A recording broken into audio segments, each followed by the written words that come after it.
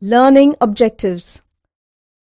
In this chapter, the user would learn the following in detail: processes, process concept, process scheduling and operation in processes, cooperating processes, inter-process communication, symmetric versus asymmetric multiprocessing, background process, CPU scheduling, process synchronization, deadlocks. Algorithm evaluation. There are many scheduling algorithms, each with its own parameters. As a result, selecting an algorithm can be difficult. Criteria are often defined in terms of CPU utilization, response time, or throughput. Our criteria may include several measures such as these: maximizing CPU utilization under the constraint that the maximum response time is 1 second, maximizing throughput such that turnaround time is, on average, linearly proportional to total execution time. Once the selection criteria have been defined, we want to evaluate the algorithms under consideration. We describe the various evaluation methods as follows. Deterministic modeling. One major class of evaluation methods is analytic evaluation. Analytic evaluation uses the given algorithm and the system workload to produce a formula or number to evaluate the performance of the algorithm for that workload. Deterministic modeling is one type of analytic evaluation. This method takes a particular predetermined workload and defines the performance of each algorithm for that workload. For example, assume that we have the workload shown below. All 5 processes arrive at time 0 in the order given with the length of the CPU burst given in milliseconds. Process P1, burst time 10. Process P2, burst time 29. Process P3, burst time 3. Process P4, burst time 7. Process P5, burst time 12.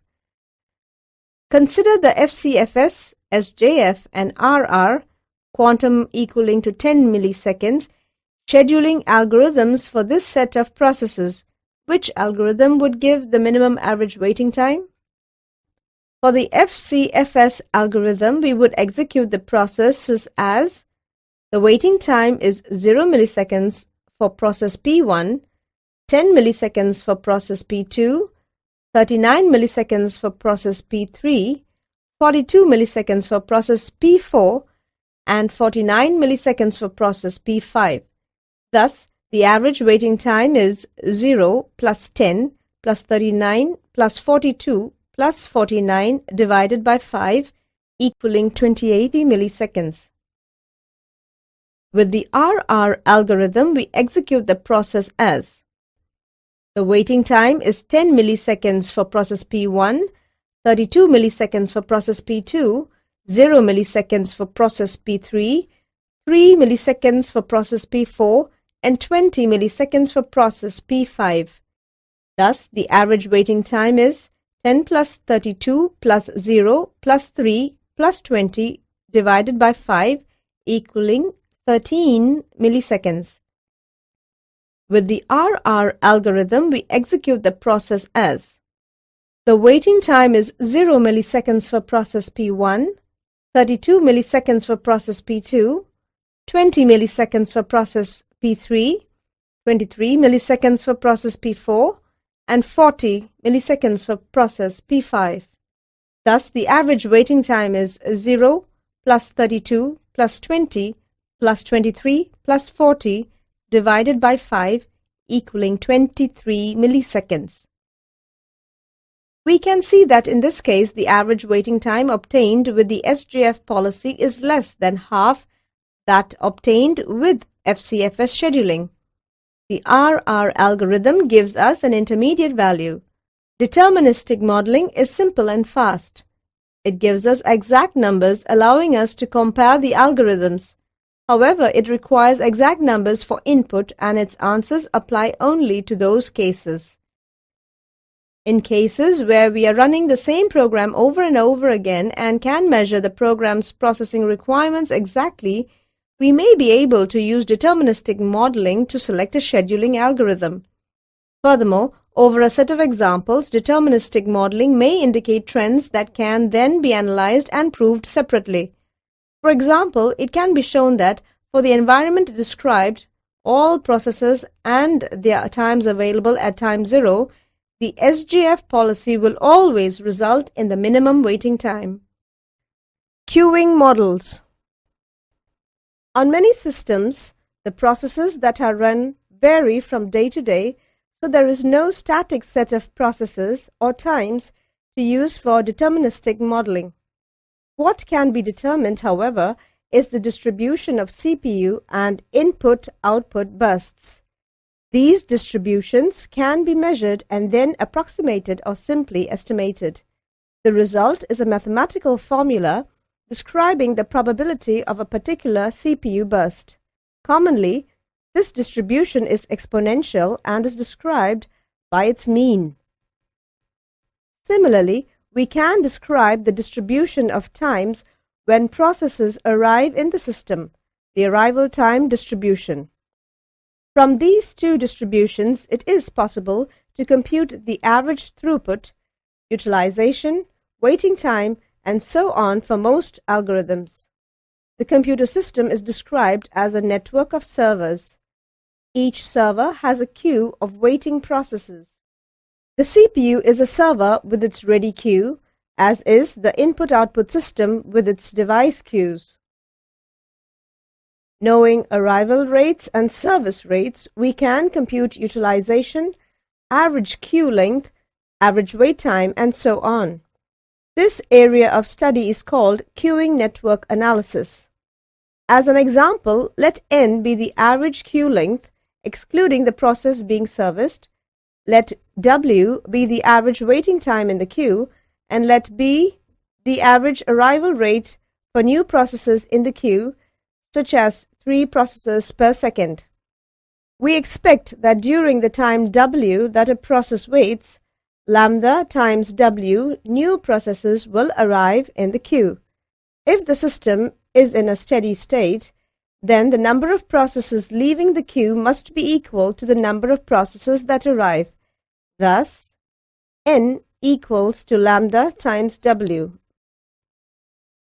This equation, known as Little's formula, is particularly useful because it is valid for any scheduling algorithm and arrival distribution. We can use Little's formula to compute one of these 3 variables if we know the other 2. For example, if we know that 7 processes arrive every second on average, and that there are normally 14 processes in the queue, then we can compute the average waiting time per process as 2 seconds. Queuing analysis can be useful in comparing scheduling algorithms, but it also has limitations. At the moment, the classes of algorithms and distributions that can be handled are fairly limited. The mathematics of complicated algorithms and distributions can be difficult to work with. Thus, arrival and service distributions are often defined in mathematically tractable but unrealistic ways. It is also generally necessary to make a number of independent assumptions which may not be accurate. As a result of these difficulties, queuing models are often only approximations of real-time systems, and the accuracy of computed results may be questionable. Simulations. To get a more accurate evaluation of scheduling algorithms, we can use simulations. Running simulations involves programming a model of the computer system. Software data structures represent the major components of the system. The simulator has a variable representing a clock. As this variable's value is increased, the simulator modifies the system state to reflect the activities of the devices, the processes, and the scheduler. As the simulation executes, statistics that indicate algorithm performance are gathered and printed. The data to drive the simulation can be generated in several ways. The most common method uses a random number generator that is programmed to generate processes, CPU burst times, arrivals, departures, and so on according to probability distributions. The distributions can be defined mathematically, uniform, exponential, Poisson, or empirically. If a distribution is to be defined empirically, measurements of the actual system under study are taken. The results define the distribution of events in the real system. This distribution can then be used to drive the simulation. A distribution-driven simulation may be inaccurate, however, because of relationships between successive events in the real system.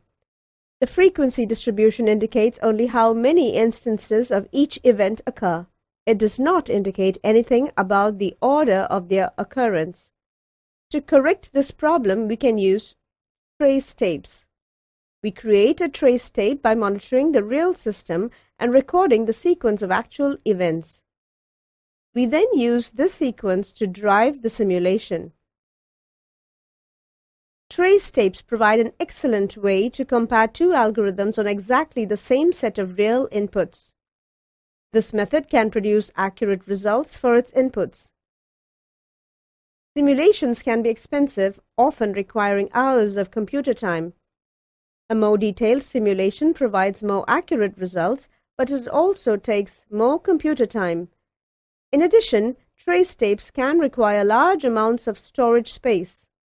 Finally, the design, coding, and debugging of the simulator can be a major task. Implementation. Even a simulation is of limited accuracy.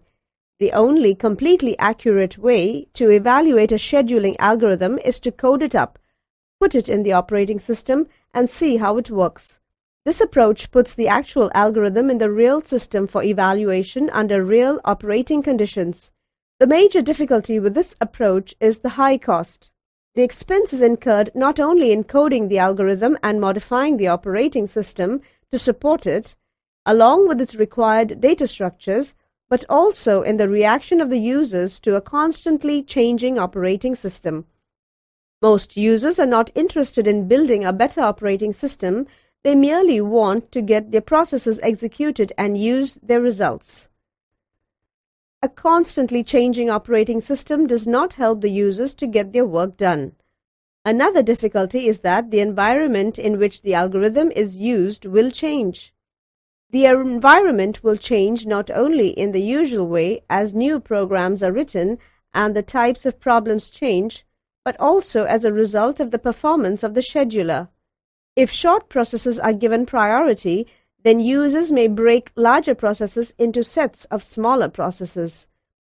If interactive processes are given priority over non-interactive processes, then users may switch to interactive use.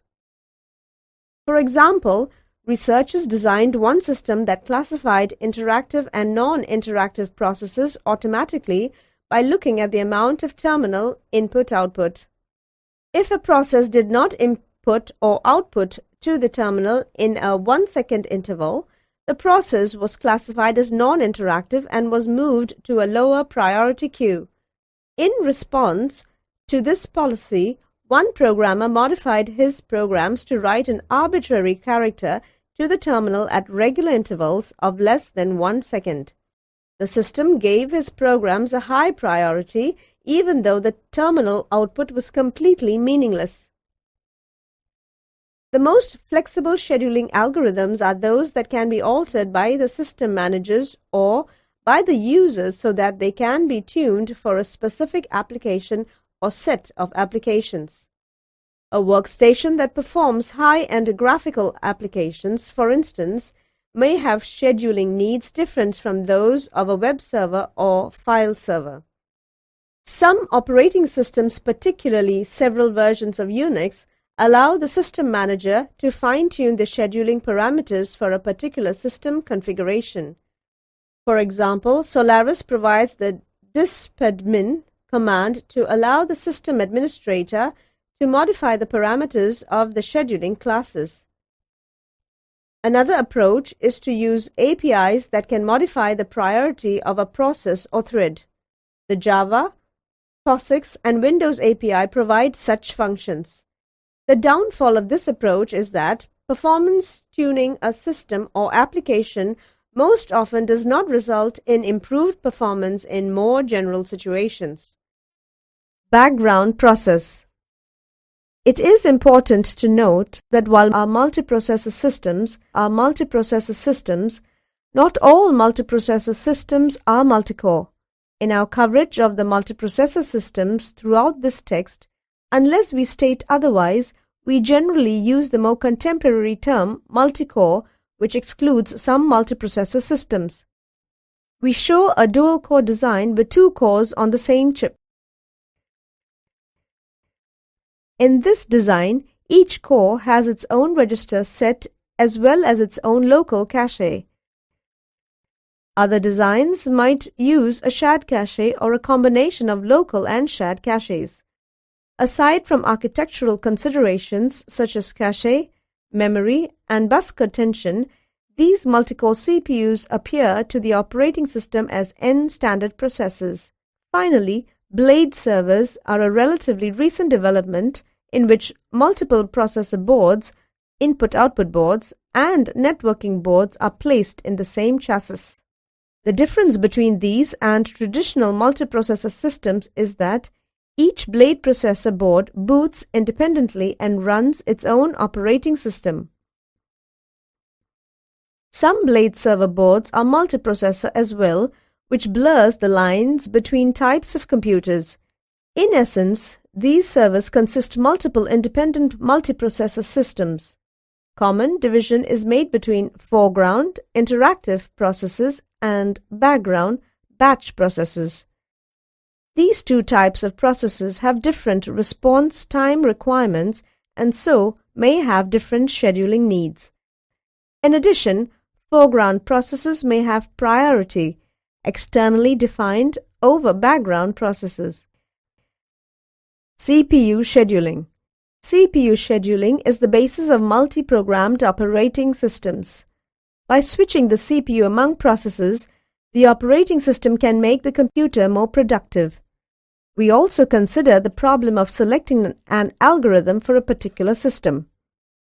On operating systems that support them, it is kernel-level threads, not processes, that are in fact being scheduled by the operating system.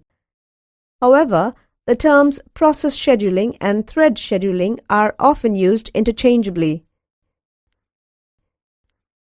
Basic concepts. In a single processor system, only one process can run at a time. Others must wait until the CPU is freed and can be rescheduled. The objective of multiprogramming is to have some process running at all times to maximize CPU utilization. A process is executed until it must wait, typically for the completion of some input-output request. In a simple computer system, the CPU then just sits idle. All this waiting time is wasted, no useful work is accomplished. With multiprogramming, we try to use this time productively. Several processes are kept in memory at one time. When one process has to wait, the operating system takes the CPU away from that process and gives the CPU to another process. This pattern continues. Every time one process has to wait, another process can take over use of the CPU. Scheduling of this kind is a fundamental operating system function. Almost all computer resources are scheduled before use. The CPU is, of course, one of the primary computer resources. Thus, its scheduling is central to operating system design. CPU input-output burst cycle. A. Alternating sequence of CPU and input-output burst. B. Histogram of CPU burst durations. The success of CPU scheduling depends on an observed property of processes. Process execution consists of a cycle of CPU execution and input-output wait.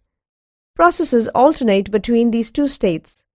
Process execution begins with a CPU burst. that is followed by an input-output burst, which is followed by another CPU burst, then another input-output burst, and so on.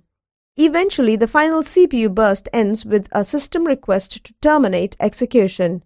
The durations of CPU bursts have been measured extensively. Although they vary greatly from process to process and from computer to computer, they tend to have a frequency curve similar to that shown below. The curve is generally characterized as exponential or hyperexponential, with a large number of short CPU bursts and a small number of long CPU bursts. An input-output bound program typically has many short CPU bursts. A CPU-bound program might have a few long CPU bursts. This distribution can be important in the selection of an appropriate CPU scheduling algorithm. CPU scheduler. Whenever the CPU becomes idle, the operating system must select one of the processes in the ready queue to be executed. The selection process is carried out by the short-term scheduler or CPU scheduler. The scheduler selects a process from the processes in memory that are ready to execute and allocates the CPU to that process. Note that the ready queue is not necessarily a first-in, first-out queue. As we shall see when we consider the various scheduling algorithms, a ready queue can be implemented as a first-in, first-out queue, a priority queue, a tree, or simply an unordered linked list. Conceptually, however, all the processes in the ready queue are lined up waiting for a chance to run on the CPU. The records in the queues are generally process control blocks (PCBs) of the processes. Preemptive scheduling. CPU scheduling decisions may take place under the following 4 circumstances. 1. When a process switches from the running state to the waiting state, for example, as the result of an input-output request or an invocation of wait function for the termination of a child process. 2. When a process switches from the running state to the ready state, for example, when an interrupt occurs. 3. When a process switches from the waiting state to the ready state, for example, at completion of input-output. 4. When a process terminates. For situations 1 and 4, there is no choice in terms of scheduling. A new process, if one exists in the ready queue, must be selected for execution. There is a choice, however, for situations 2 and 3. When scheduling takes place only under circumstances 1 and 4, we say that the scheduling scheme is non-preemptive or cooperative. Otherwise, it is preemptive. Under non-preemptive scheduling, once the CPU has been allocated to a process, the process keeps the CPU until it releases the CPU either by terminating or by switching to the waiting state. This scheduling method was used by Microsoft Windows 3.x. Windows 95 introduced preemptive scheduling, and all subsequent versions of Windows operating systems have used preemptive scheduling. The Mac OS X operating system for the Macintosh also uses preemptive scheduling. Previous versions of the Macintosh operating system relied on cooperative scheduling. Cooperative scheduling is the only method that can be used on certain hardware platforms because it does not require the special hardware, for example, a timer, needed for preemptive scheduling. Unfortunately, preemptive scheduling can result in race conditions when data are shared among several processes. Consider the cases of 2 processes that share data. While one process is updating the data, it is preempted so that the second process can run. The second process then tries to read the data which are in an inconsistent state. Preemption also affects the design of the operating system kernel. During the processing of a system call, kernel may be busy with an activity on behalf of a process. Such activities may involve changing important kernel data, for instance, input-output queues. What happens if the process is preempted in the middle of these changes and the kernel or the device driver needs to read or modify the same structure, chaos ensues. Certain operating systems, including most versions of Unix, deal with this problem by waiting either for a system call to complete or for an input-output block to take place before doing a context switch. The scheme ensures that the kernel structure is simple, since the kernel will not preempt a process while the kernel data structures are in an inconsistent state. Unfortunately, this kernel execution model is a poor one for supporting real-time computing where tasks must complete execution within a given time frame. The operating system needs to accept interrupts at almost all times. Otherwise, input might be lost or output overwritten. So that these sections of code are not accessed concurrently by several processes, they disable interrupts at entry and re-enable interrupts at exit. It is important to note that sections of code that disable interrupts do not occur very often and typically contain few instructions. Dispatcher. Another component involved in the CPU scheduling function is the dispatcher. The dispatcher is the module that gives control of the CPU to the process selected by the short-term scheduler. This function involves the following: switching context, switching to user mode, jumping to the proper location in the user program to restart that program. The dispatcher should be as fast as possible since it is invoked during every process switch. The time it takes for the dispatcher to stop one process and start another running is known as the dispatch latency. Classic problems of synchronization. In this section, we present a number of synchronization problems as example of a large class of concurrency control problems: the bounded buffer problem, the readers-writers problem, the dining philosophers problem. These problems are used for testing nearly every newly proposed synchronization scheme. In our solutions to the problems, we use semaphores for synchronization since that is the traditional way to present such solutions. However, actual implementations of these solutions could use mutex locks in place of binary semaphores. The bounded buffer problem. It is commonly used to illustrate the power of synchronization primitives. Here, we present a general structure of this scheme without committing ourselves to any particular implementation. In our problem, the producer and consumer processes share the following data structures: int n. Semaphore mutex equals 1. Semaphore empty equals n. Semaphore full equals 0. We assume that the pool consists of n buffers, each capable of holding one item. The mutex semaphore provides mutual exclusion for accesses to the buffer pool and is initialized to the value 1. The empty and full semaphores count the number of empty and full buffers. The semaphore empty is initialized to the value n. The semaphore full is initialized to the value 0. The code for the producer process is shown below. The structure of the producer process. The code for the consumer process is shown below. The structure of the consumer process. The readers-writers problem. Suppose that a database is to be shared among several concurrent processes. Some of these processes may want only to read the database, whereas others may want to update, that is, to read and write the database. We distinguish between these two types of processes by referring to the former as readers and to the latter as writers. Obviously, if two readers access the shared data simultaneously, no adverse effects will result. However, if a writer and some other process, either a reader or a writer, access the database simultaneously, chaos may ensue. To ensure that these difficulties do not arise, we require that the writers have exclusive access to the shared database while writing the database. This synchronization problem is referred to as the readers-writers problem. Since it was originally stated, It has been used to test nearly every new synchronization primitive.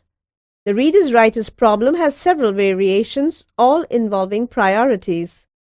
The simplest one, referred to as the first readers-writers problem, requires that no reader be kept waiting unless a writer has already obtained permission to use the shared object. In other words, no reader should wait for other readers to finish simply because a writer is waiting. The second readers-writers problem requires that once a writer is ready, that writer perform its write as soon as possible. In other words, if a writer is waiting to access the object, no new readers may start reading. A solution to either problem may result in starvation. In the first case, writers may starve. In the second case, readers may starve. Solution to the first readers-writers problem. In the solution to the first readers-writers problem, the reader processes share the following data structures: semaphore RW mutex equals 1, semaphore mutex equals 1, int read count equals 0. The semaphores mutex and RW mutex are initialized to 1, read count is initialized to 0. The semaphore RW mutex is common to both reader and writer processes. The mutex semaphore is used to ensure mutual exclusion when the variable read count is updated. The read count variable keeps track of how many processes are currently reading the object. The semaphore RW mutex functions as a mutual exclusion semaphore for the writers. It is also used by the first or last reader that enters or exits the critical section. It is not used by readers who enter or exit while other readers are in their critical sections. The code for a writer process is shown below. The structure of a writer process. The code for a reader process is shown below. The structure of a reader process. Note that if a writer is in the critical section and n readers are waiting, then one reader is queued on RW mutex and n-1 readers are queued on mutex. Also observe that when a writer executes signal RW mutex, we may resume the execution of either the waiting readers or a single waiting writer. The selection is made by the scheduler. The writers-readers problem and its solutions have been generalized to provide reader-writer locks on some systems. Acquiring a reader-writer lock requires specifying the mode of the lock, either read or write access. When a process wishes only to read shared data, it requests the reader-writer lock in read mode. A process wishing to modify the shared data must request the lock in write mode. Multiple processes are permitted to concurrently acquire a reader-writer lock in read mode, but only one process may acquire the lock for writing, as exclusive access is required for writers. Reader-writer locks are most useful in the following situations: in applications where it is easy to identify which processes only read shared data and which processes only write shared data; in applications that have more readers than writers. This is because reader-writer locks generally require more overhead to establish than semaphores or mutual exclusion locks.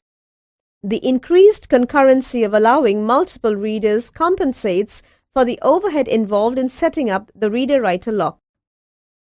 The dining philosopher's problem. Consider 5 philosophers who spend their lives thinking and eating. The philosophers share a circular table surrounded by 5 chairs, each belonging to one philosopher. In the center of the table is a bowl of rice, and the table is laid with 5 single chopsticks. Figure below the situation of dining philosophers. When a philosopher thinks, she does not interact with her colleagues. From time to time, a philosopher gets hungry and tries to pick up the 2 chopsticks that are closest to her, the chopstick that are between her and her left and right neighbors. A philosopher may pick up only 1 chopstick at a time. Obviously, she cannot pick up a chopstick that is already in the hand of a neighbor. When a hungry philosopher has both her chopsticks at the same time, she eats without releasing the chopsticks. When she is finished eating, she puts down both chopsticks and starts thinking again. The dining philosopher's problem is considered a classic synchronization problem, neither because of its practical importance nor because computer scientists dislike philosophers, but because it is an example of a large class of concurrency control problems. It is a simple representation of the need to allocate several resources among several processes in a deadlock-free and starvation-free manner. One simple solution is to represent each chopstick with a semaphore. A philosopher tries to grab a chopstick by executing a wait function operation on that semaphore. She releases her chopsticks by executing the signal function operation on the appropriate semaphores. Thus, the shared data are where all the elements of chopstick are initialized to 1. The structure of philosopher I is shown in program below. Although this solution guarantees that no two neighbors are eating simultaneously, it nevertheless must be rejected because it could create a deadlock. Suppose that all 5 philosophers become hungry at the same time and each grabs her left chopstick. All the elements of chopstick will now be equal to 0. When each philosopher tries to grab her right chopstick, she will be delayed forever. Several possible remedies to the deadlock problem are replaced by: allow at most 4 philosophers to be sitting simultaneously at the table. Allow a philosopher to pick up her chopsticks only if both chopsticks are available. To do this, she must pick them up in a critical section. Use an asymmetric solution, that is, an odd-numbered philosopher picks up first her left chopstick and then her right chopstick, whereas an even-numbered philosopher picks up her right chopstick and then her left chopstick. Note, however, that any satisfactory solution to the dining philosopher's problem must guard against the possibility that one of the philosophers will starve to death. A deadlock-free solution does not necessarily eliminate the possibility of starvation. Combined approach to deadlock handling. Combine the 3 basic approaches: prevention, avoidance, detection, allowing the use of the optimal approach for each of resources in the system. Partition resources into hierarchical ordered classes. Use most appropriate technique for handling deadlocks within each class. Cooperating processes. Any process that shares data with other processes is a cooperating process. Independent process cannot affect or be affected by the execution of another process. Cooperating process can affect or be affected by the execution of another process. For example, if a new process shows up and is granted some tickets at the very next lottery, it will have a chance of winning in proportion to the number of tickets it holds. In other words, lottery scheduling is highly responsive. Cooperating processes may exchange tickets if they wish. An alternative example: when a client process sends a message to a server process and then blocks, it may give all of its tickets to the server to increase the chance of the server running next. When the server is finished, it returns the ticket so that the client can run again. In fact, the absence of clients, servers need no tickets at all. To illustrate the concept of cooperating processes, let's consider the producer-consumer problem, which is a common paradigm for cooperating processes. A producer process produces information that is consumed by a consumer process. For example, a compiler may produce assembly code which is consumed by an assembler. The assembler, in turn, may produce object modules which are consumed by the loader. The producer-consumer problem also provides a useful metaphor for the client-server paradigm.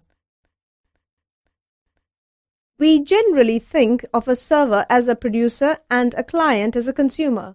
For example, a web server produces, that is, provides HTML files and images which are consumed, that is, read, by the client web browser requesting the resource. One solution to the producer-consumer problem uses shared memory. To allow producer and consumer processes to run concurrently, we must have available a buffer of items that can be filled by the producer and emptied by the consumer. This buffer will reside in a region of memory that is shared by the producer and consumer processes. Advantages of process cooperation. Information sharing such as shared files. Computation speed up. To run a task faster, we must break it into subtasks, each of which will be executing in parallel.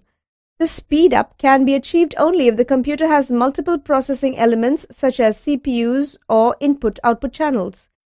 Modularity and convenience.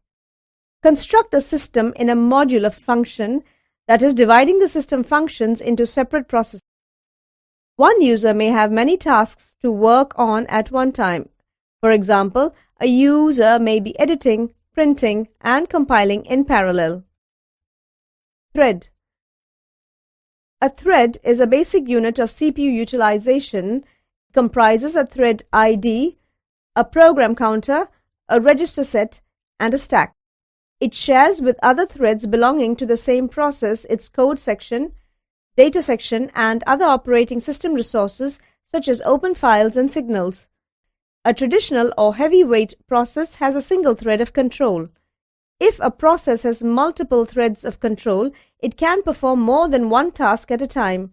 Figure 4 illustrates the difference between a traditional single-threaded process and a multi-threaded process. Single-threaded and multi-threaded processes. Most software applications that run on modern computers are multi-threaded. An application typically is implemented as a separate process with several threads of control. A web browser might have one thread display images or text, while another thread retrieves data from the network, for example. A word processor may have a thread for displaying graphics, another thread for responding to keystrokes from the user, and a third thread for performing spelling and grammar checking in the background. Applications can also be designed to leverage processing capabilities on multi-core systems. Such applications can perform several CPU-intensive tasks in parallel across the multiple computing cores. Multi-threaded server architecture. In certain situations, a single application may be required to perform several similar tasks. For example, a web server accepts clients' requests for web pages, images, sound, and so forth. A busy web server may have several, perhaps thousands of clients concurrently accessing it.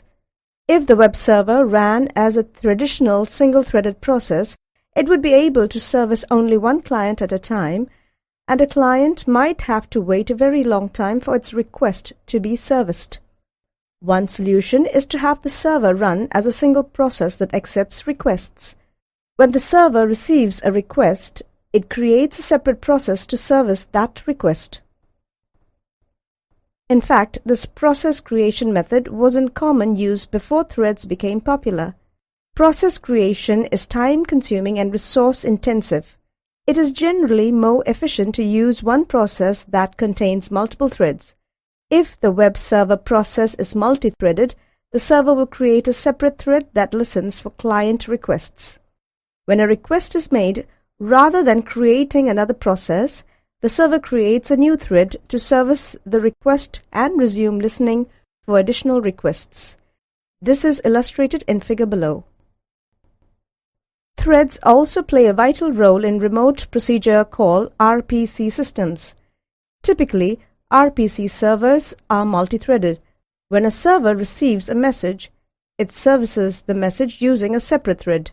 This allows the server to service several concurrent requests. Finally, most operating system kernels are now multi-threaded. Several threads operate in the kernel, and each thread performs a specific task such as managing devices, managing memory, or interrupt handling. For example, Solaris has a set of threads in the kernel specifically for interrupt handling. Linux uses a kernel thread for managing the amount of free memory in the system. Benefits. The benefits of multi-threaded programming can be broken down into 4 major categories. First, responsiveness. Multi-threading an interactive application may allow a program to continue running even if part of it is blocked or is performing a lengthy operation, thereby increasing responsiveness to the user. This quality is especially useful in designing user interfaces. For instance, consider what happens when a user clicks a button that results in the performance of a time-consuming operation. A single-threaded application would be unresponsive to the user until the operation had completed. In contrast, if the time-consuming operation is performed in a separate thread, the application remains responsive to the user. Number 2. Resource sharing. Processes can only share resources through techniques such as shared memory and message passing. Such techniques must be explicitly arranged by the programmer.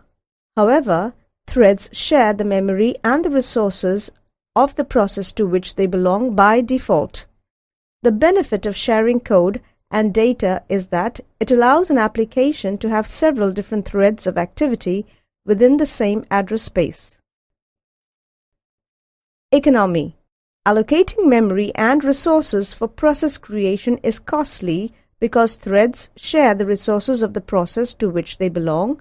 It is more economical to create and context-switch threads. Empirically, gauging the difference in overhead can be difficult, but in general it is significantly more time-consuming to create and manage processes than threads. In Solaris, for example, creating a process is about 30 times slower than is creating a thread, and context switching is about 5 times slower. Scalability. The benefits of multi-threading can be even greater in a multiprocessing architecture where threads may be running in parallel on different processing cores. A single-threaded process can run on only one processor regardless how many are available. Multi-threading models. Threads may be provided either at the user level for user threads or by the kernel for kernel threads. User threads are supported above the kernel and are managed without kernel support, whereas kernel threads are supported and managed directly by the operating system. Virtually all contemporary operating systems including Windows, Linux, Mac OS X, and Solaris support kernel threads. Ultimately, a relationship must exist between user threads and kernel threads. We look at 3 common ways of establishing such a relationship. The many-to-one model, the one-to-one model, the many-to-many model. The many-to-one model maps many user-level threads to one kernel thread. Thread management is done by the thread library in user space, so it is efficient. However, the entire process will block if a thread makes a blocking system call. Also, because only one thread can access the kernel at a time, multiple threads are unable to run in parallel on multi-core systems. Green threads. A thread library available for Solaris systems and adopted in early versions of Java use the many-to-one model. However, very few systems continue to use the model because of its inability to take advantage of multiple processing cores. One-to-one model. The one-to-one model maps each user thread to a kernel thread. It provides more concurrency than the many-to-one model by allowing another thread to run when a thread makes a blocking system call. It also allows multiple threads to run in parallel on multiprocessors. The only drawback to this model is that creating a user thread requires creating the corresponding kernel thread because the overhead of creating kernel threads can burden the performance of an application. Most implementations of this model restrict the number of threads supported by the system. Linux, along with the family of Windows operating systems, implement the one-to-one model. Many-to-many model. The many-to-many model multiplexes many user-level threads to a smaller or equal number of kernel threads. The number of kernel threads may be specific to either a particular application or a particular machine. An application may be allocated more kernel threads on a multiprocessor than on a single processor.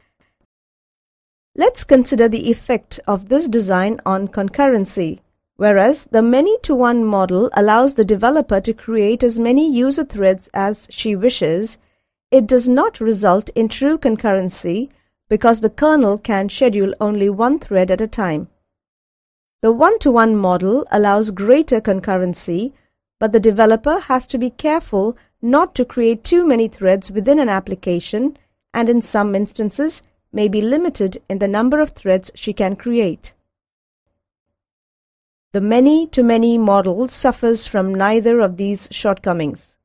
Developers can create as many user threads as necessary, and the corresponding kernel threads can run in parallel on a multiprocessor. Also, when a thread performs a blocking system call, the kernel can schedule another thread for execution. One variation on the many-to-many model still multiplexes many user-level threads to a smaller or equal number of kernel threads, but also allows a user-level thread to be bound to a kernel thread. This variation is sometimes referred to as the two-level model. The Solaris operating system supported the two-level model in versions older than Solaris 9. However, beginning with Solaris 9, the system uses the one-to-one model. Critical regions. Better higher-level synchronization primitives. Critical regions. Conditional critical regions. Monitors. These were supported in concurrent programming languages. Today's semaphore system calls allow monitor-type synchronization as well. Critical regions. A critical region is a section of code that is always executed under mutual exclusion. Critical regions shift the responsibility for enforcing mutual exclusion from the programmer, where it resides when semaphores are used, to the compiler. They consist of two parts: variables that must be accessed under mutual exclusion, a new language statement that identifies a critical region in which the variables are accessed. All critical regions that are tagged with the same variable have compiler-enforced mutual exclusion so that only one of them can be executed at a time. The processes process A and process B follows. Here, process A can be executing inside its V2 region while process B is executing inside its V1 region, but if they both want to execute inside their respective V1 regions only, one will be permitted to proceed. Each shared variable, V1 and V2 above, has a queue associated with it. Once one process is executing code inside a region tagged with a shared variable, any other processes that attempt to enter a region tagged with the same variable are blocked and put in the queue. Producer-consumer code with CRs. Conditional critical regions provide conditions synchronization for critical regions. Where B is a Boolean expression, usually B will refer to V, conditional critical regions work as follows. A process wanting to enter a region for V must obtain the mutex lock. If it cannot, then it is queued. Once the lock is obtained, the Boolean expression B is tested. If B evaluates to true, then the process proceeds. Otherwise, it releases the lock and is queued. When it next gets the lock, it must retest B. Producer-consumer code with CCRs.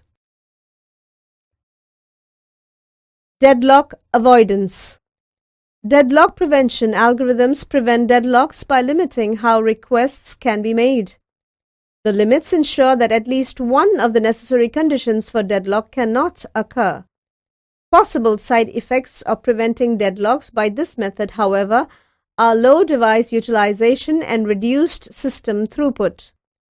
An alternative method for avoiding deadlocks is to require additional information about how resources are to be requested.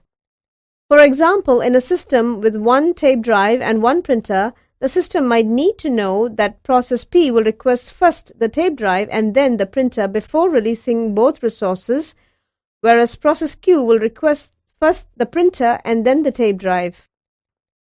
With this knowledge of the complete sequence of requests and releases for each process, the system can decide for each request whether or not the process should wait in order to avoid a possible future deadlock.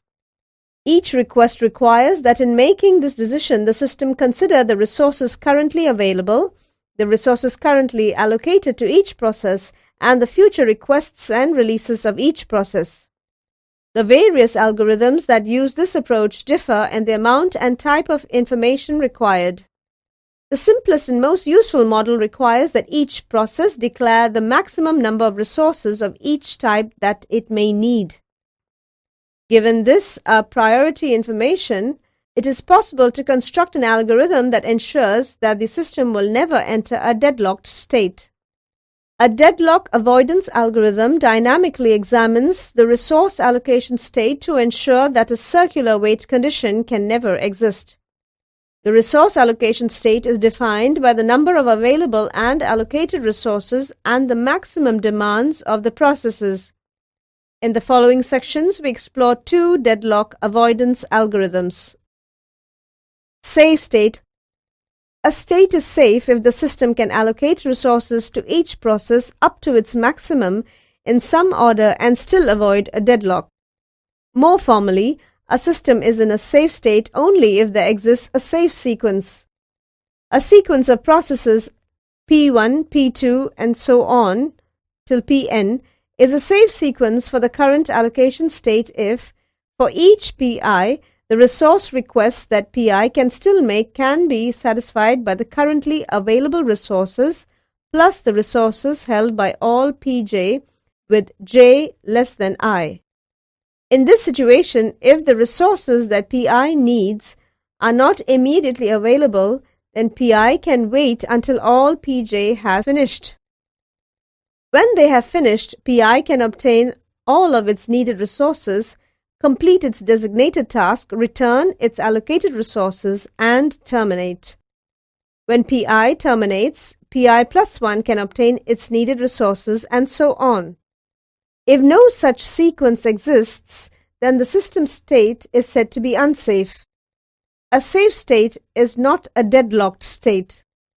Conversely, a deadlocked state is an unsafe state. Not all unsafe states are deadlocks. Figure shows safe, unsafe state, and deadlock state. An unsafe state may lead to a deadlock. As long as the state is safe, the operating system can avoid unsafe and deadlocked states. In an unsafe state, the operating system cannot prevent processes from requesting resources in such a way that a deadlock occurs.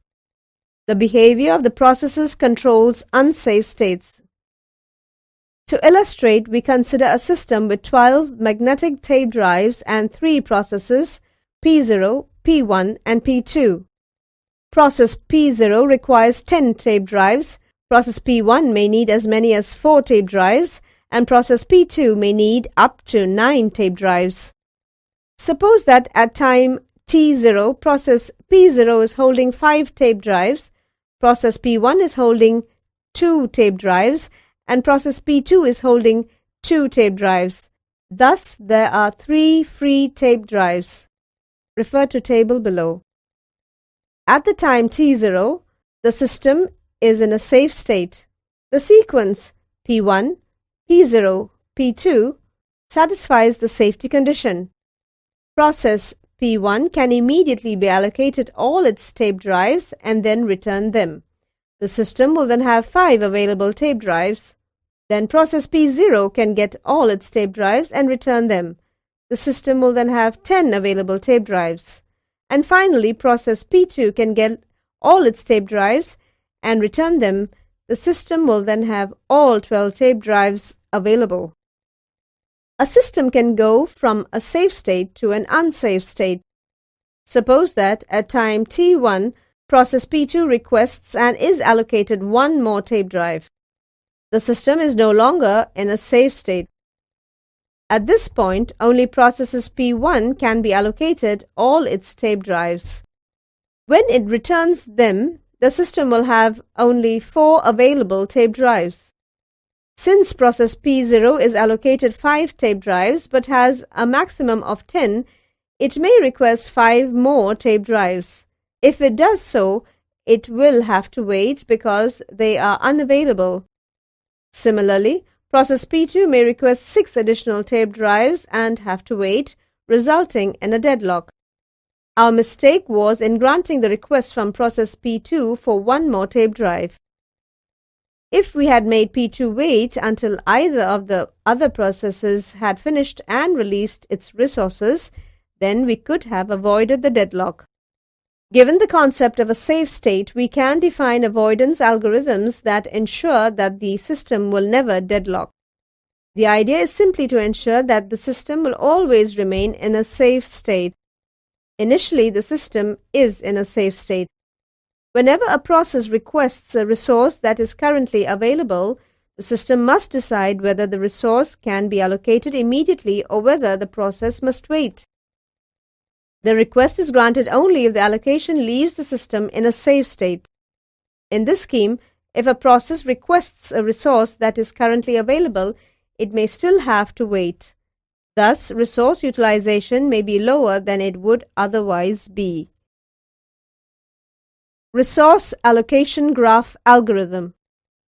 If we have a resource allocation system with only one instance of each resource type, we can use a variant of the resource allocation graph defined for deadlock avoidance. In addition to the request and assignment edges, we introduce a new type of edge called a claim edge. A claim edge, Pi leads to Rj, indicates that process Pi may request resource Rj at some time in the future. The edge resembles a request edge in direction, but it is represented in the graph by a dashed line. When process Pi requests resource Rj, the claim edge Pi leads to Rj is converted to a request edge. Similarly, when a resource Rj is released by Pi, the assignment edge Rj leads to Pi is reconverted to a claim edge Pi leads to Rj. Note that the resources must be claimed a priori in the system. That is, before process Pi starts executing, all its claim edges must already appear in the resource allocation graph. We can relax this condition by allowing a claim edge Pi leads to Rj to be added to the graph only if all the edges associated with the process Pi are claim edges. To illustrate this algorithm, we consider the resource allocation graph of figure below. Resource allocation graph for the deadlock avoidance. Suppose that P2 requests R2. Although R2 is currently free, we cannot allocate it to P2 since this action will create a cycle in the graph. Figure an unsafe state in a resource allocation graph. Banker's algorithm. Safety algorithm. Resource request algorithm. Resource allocation graph algorithm is not applicable to a resource allocation system with multiple instances of each resource type. The deadlock avoidance algorithm that we describe next is applicable to such a system but is less efficient than the resource allocation graph scheme. This algorithm is commonly known as the banker's algorithm. The name was chosen because the algorithm could be used in a banking system to ensure that the banker never allocated its available cash in such a way that it could no longer satisfy the needs of all its customers. When a new process enters the system, it must declare the maximum number of instances of each resource type that it may need. This number may not exceed the total number of resources in the system. When a user requests a set of resources, the system must determine whether the allocation of these resources will leave the system in a safe state. If it will, the resources are allocated. Otherwise, the process must wait until some other process releases enough resources. Several data structures must be maintained to implement the banker's algorithm. These data structures encode the state of the resource allocation system. We need the following data structures, where n is the number of processes in the system and m is the number of resource types. Available. A vector of length m indicates the number of available resources of each type. If available j equals k, then k instances of resources type rj are available. Max. An n times m matrix defines the maximum demand of each process. If max I and j equals k, then process Pi may request at most k instances of resources type rj. Allocation. An n times m matrix defines the number of resources of each type currently allocated to each process. If allocation of I variable into j variable equals k, then process P1 is currently allocated k instances of resource type rj. Need. An n times m matrix indicates the remaining resource need of each process. If need I of j equals k, then process Pi may need k more instances of resource type rj to complete its task. Note that need I of j equals max I of j minus allocation I of j. These data structures vary over time in both size and value. To simplify the presentation of the banker's algorithm, we next establish some notation. Let x and y be vectors of length n. We say that x is lesser than or equal to y if and only if x variable I is lesser than or equal to y variable I for all y equals to 1, 2, and so forth till n. For example, if x equals to 1, 7, 3, 2, and y equals to 0, 3, 2, 1, then y is lesser than or equal to x. In addition, y lesser than x if y is equal to or lesser than x and y is equal to x. We can treat each row in the matrices allocation and need as vectors and refer to them as allocation I and need I. The vector allocation I specifies the resource currently allocated to process Pi. The vector need I specifies the additional resources that process Pi may still request to complete its task. Safety algorithm. We can now present the algorithm for finding out whether or not a system is in a safe state. This algorithm can be described as follows. 1. Let work and finish be vectors of length m and n respectively. Initialize work equals available and finish I equals false for I equals to 0, 1, and so on till n minus 1. 2. Find an index I such that both a. Finish I is equal to false, b. Quest I is lesser than or equal to work. If no such I exists, go to step 4. Work equals work plus allocation I. Finish I equals to true. Go to step 2. If finish I is equal to true for all I, then the system is in a safe state. This algorithm may require an order of m times n to the power of 2 operations to determine whether a state is safe. Resource and request algorithm. Next, we describe the algorithm for determining whether requests can be safely granted. Let request I be the request vector for processes Pi. If request j is equal to or not equal to k, then process Pi wants k instances of resource type Rj. When a request for resources is made by processes Pi, the following actions are taken. 1. If request I is lesser than or equal to need I, go to step 2. Otherwise, raise an error condition since the process has exceeded its maximum claim. 2. If request I is lesser than or equal to available, go to step 3. Otherwise, Pi must wait since the resources are not available. Have the system pretend to have allocated the requested resources to process Pi by modifying the state as follows. Available equals to available minus request I. Allocation I equals to allocation I plus request I. Need I equals to need I minus request I.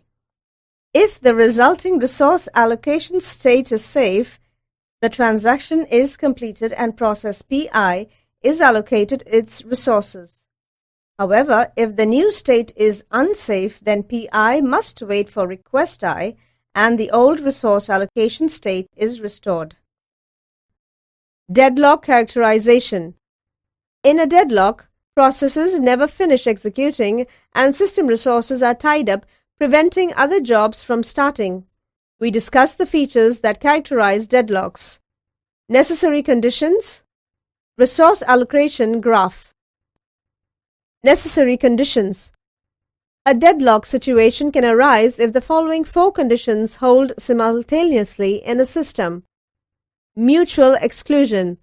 At least one resource must be held in a non-shareable mode, that is, only one process at a time can use the resource. If another process requests that resource, the requesting process must be delayed until the resource has been released.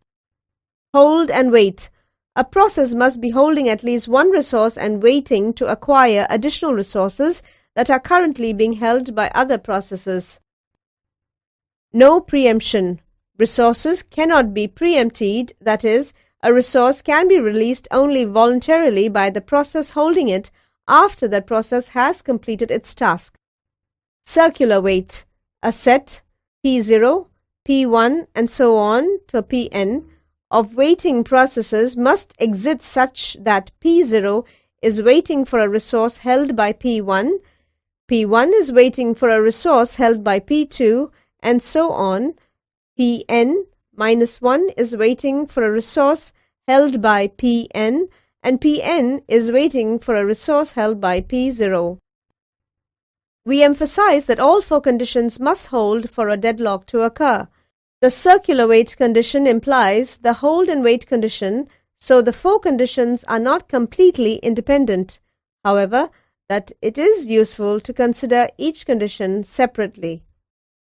Resource allocation graph. Deadlocks can be described more precisely in terms of a directed graph called a system resource allocation graph. This graph consists of a set of vertices V and a set of edges E.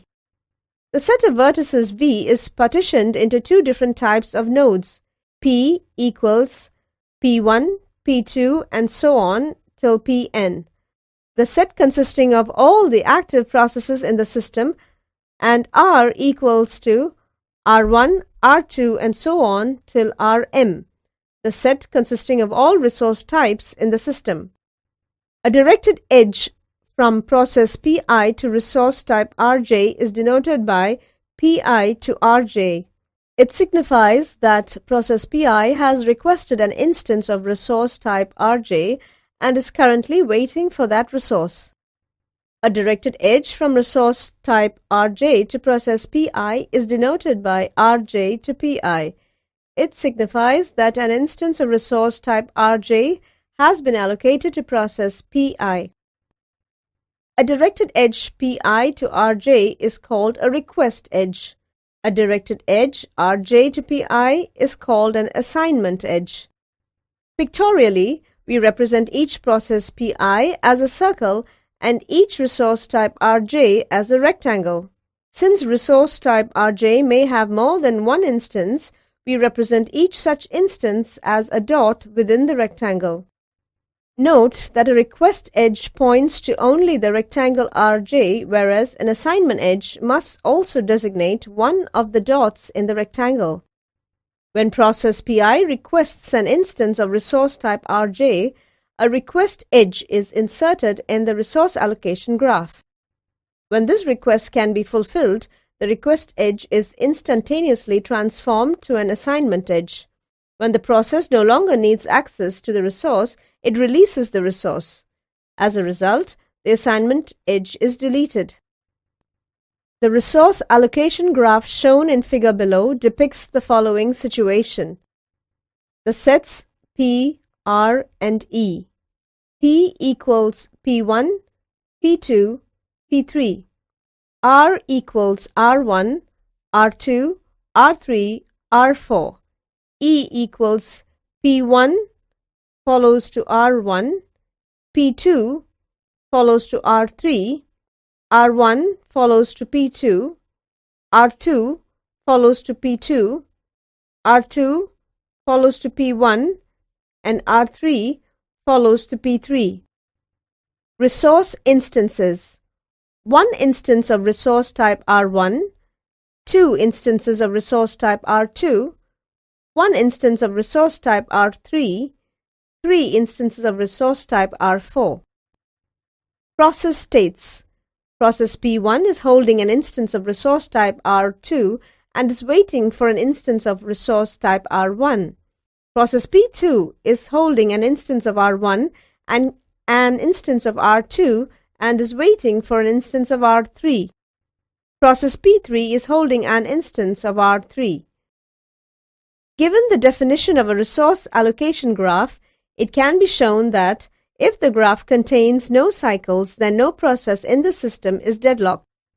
If the graph does not contain a cycle, then a deadlock may exist.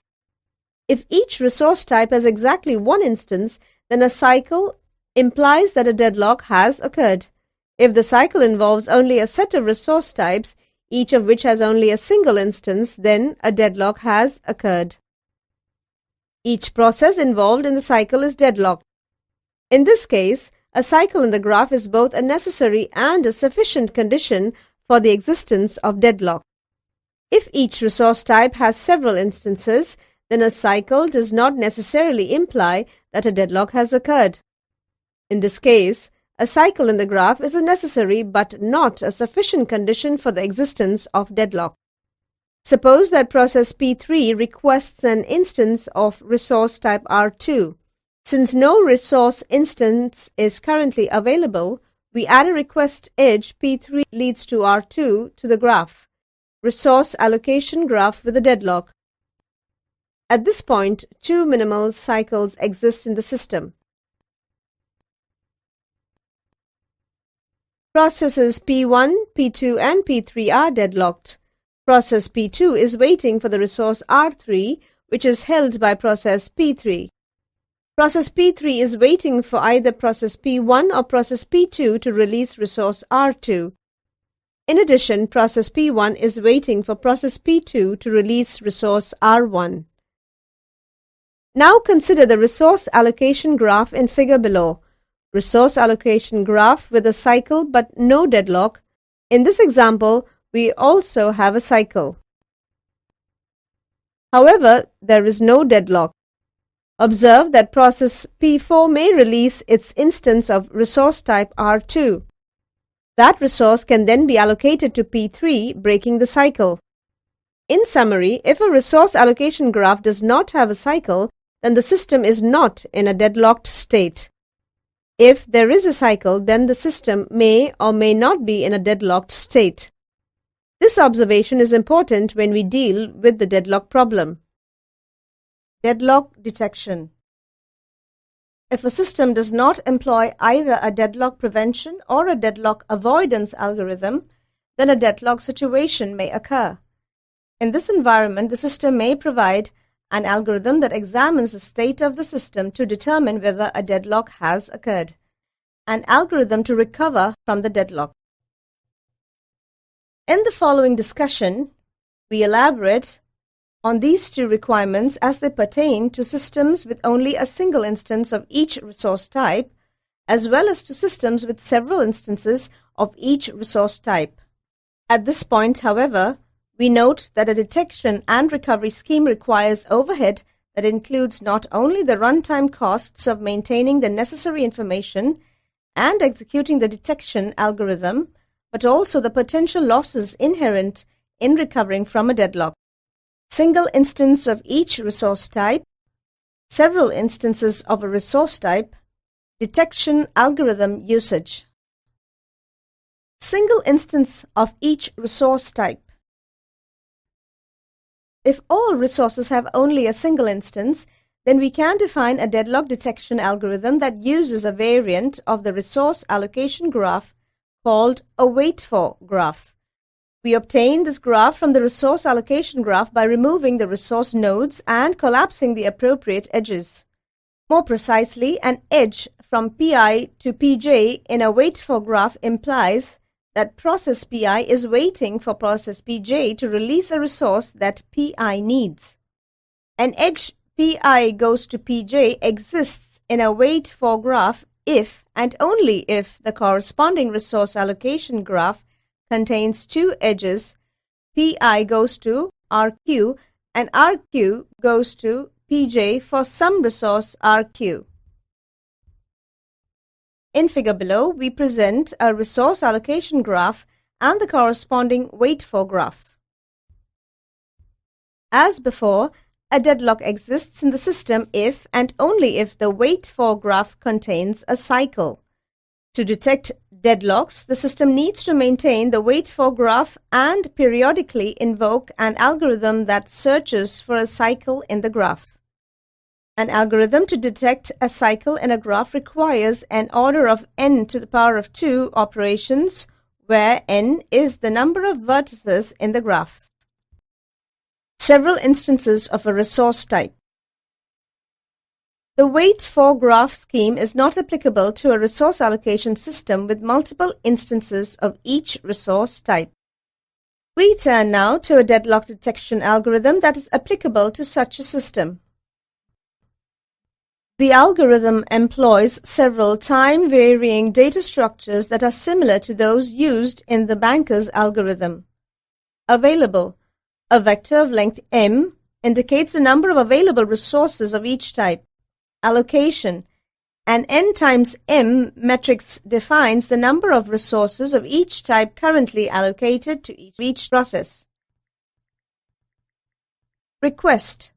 An n times m matrix indicates the current request of each process. If request I into j equals k, then process Pi is requesting k more instances of resource type Rj. To simplify notation, we again treat the rows in the matrices allocation and request as vectors. We refer to them as allocation I and request I. The detection algorithm described here simply investigates every possible allocation sequence for the processes that remain to be completed. Compare this algorithm with the banker's algorithm. Let work and finish be vectors of length m and n respectively. Initialize work equals available for I equals to 0, 1, so on till n minus 1. If allocation I equals to 0, then finish into variable j equals false. Otherwise, finish into variable j equals true. Find an index I such that both finish I is equal to false, request I is lesser than or to work. If no such I exists, go to step 4. Work equals to work plus allocation I. Finish I equals to true. Go to step 2. If finish I is equal to false for some I, 0 is lesser than or equal to I, which is lesser than n, then the system is in a deadlocked state. Moreover, if finish I is equal to false, then process Pi is deadlocked. This algorithm requires an order of m times n to the power of 2 operations to detect whether the system is in a deadlocked state. To illustrate this algorithm, we consider a system with 5 processes P0 through P4 and 3 resource types A, B, and C. Resource type A has 7 instances, resource type B has 2 instances, and resource type C has 6 instances. Suppose that at time t0 we have the following resource allocation state. Allocation request available as follows. We claim that the system is not in a deadlocked state. Indeed, if we execute our algorithm, we will find that the sequence P0, P2, P3, P1, and P4 results in finish I equals to or true for all I. Suppose now that process P2 makes one additional request for an instance of type C. The request matrix is modified as follows. We claim that the system is now deadlocked. Although we can reclaim the resources held by process P0, the number of available resources is not sufficient to fulfill the requests of the other processes. Thus, a deadlock exists consisting of processes P1, P2, P3, and P4. Detection algorithm usage. When should we invoke the detection algorithm? The answer depends on 2 factors. 1. How often is a deadlock likely to occur? 2. How many processes will be affected by deadlock when it happens? If deadlocks occur frequently, then the detection algorithm should be invoked frequently. Resources allocated to deadlocked processes will be idle until the deadlock can be broken. In addition, the number of processes involved in the deadlock cycle may grow. Deadlocks occur only when some processes make a request that cannot be granted immediately. This request may be the final request that completes a chain of waiting processes. In the extreme, then, we can invoke the deadlock detection algorithm every time a request for allocation cannot be granted immediately. In this case, we can identify not only the deadlocked set of processes but also the specific process that caused the deadlock. In reality, each of the deadlocked processes is a link in the cycle of the resource graph, so all of them jointly caused the deadlock. If there are many different resource types, one request may create many cycles in the resource graph, each cycle completed by the most recent request and caused by the one identifiable process. Of course, invoking the deadlock detection algorithm for every resource request will incur considerable overhead in computation time.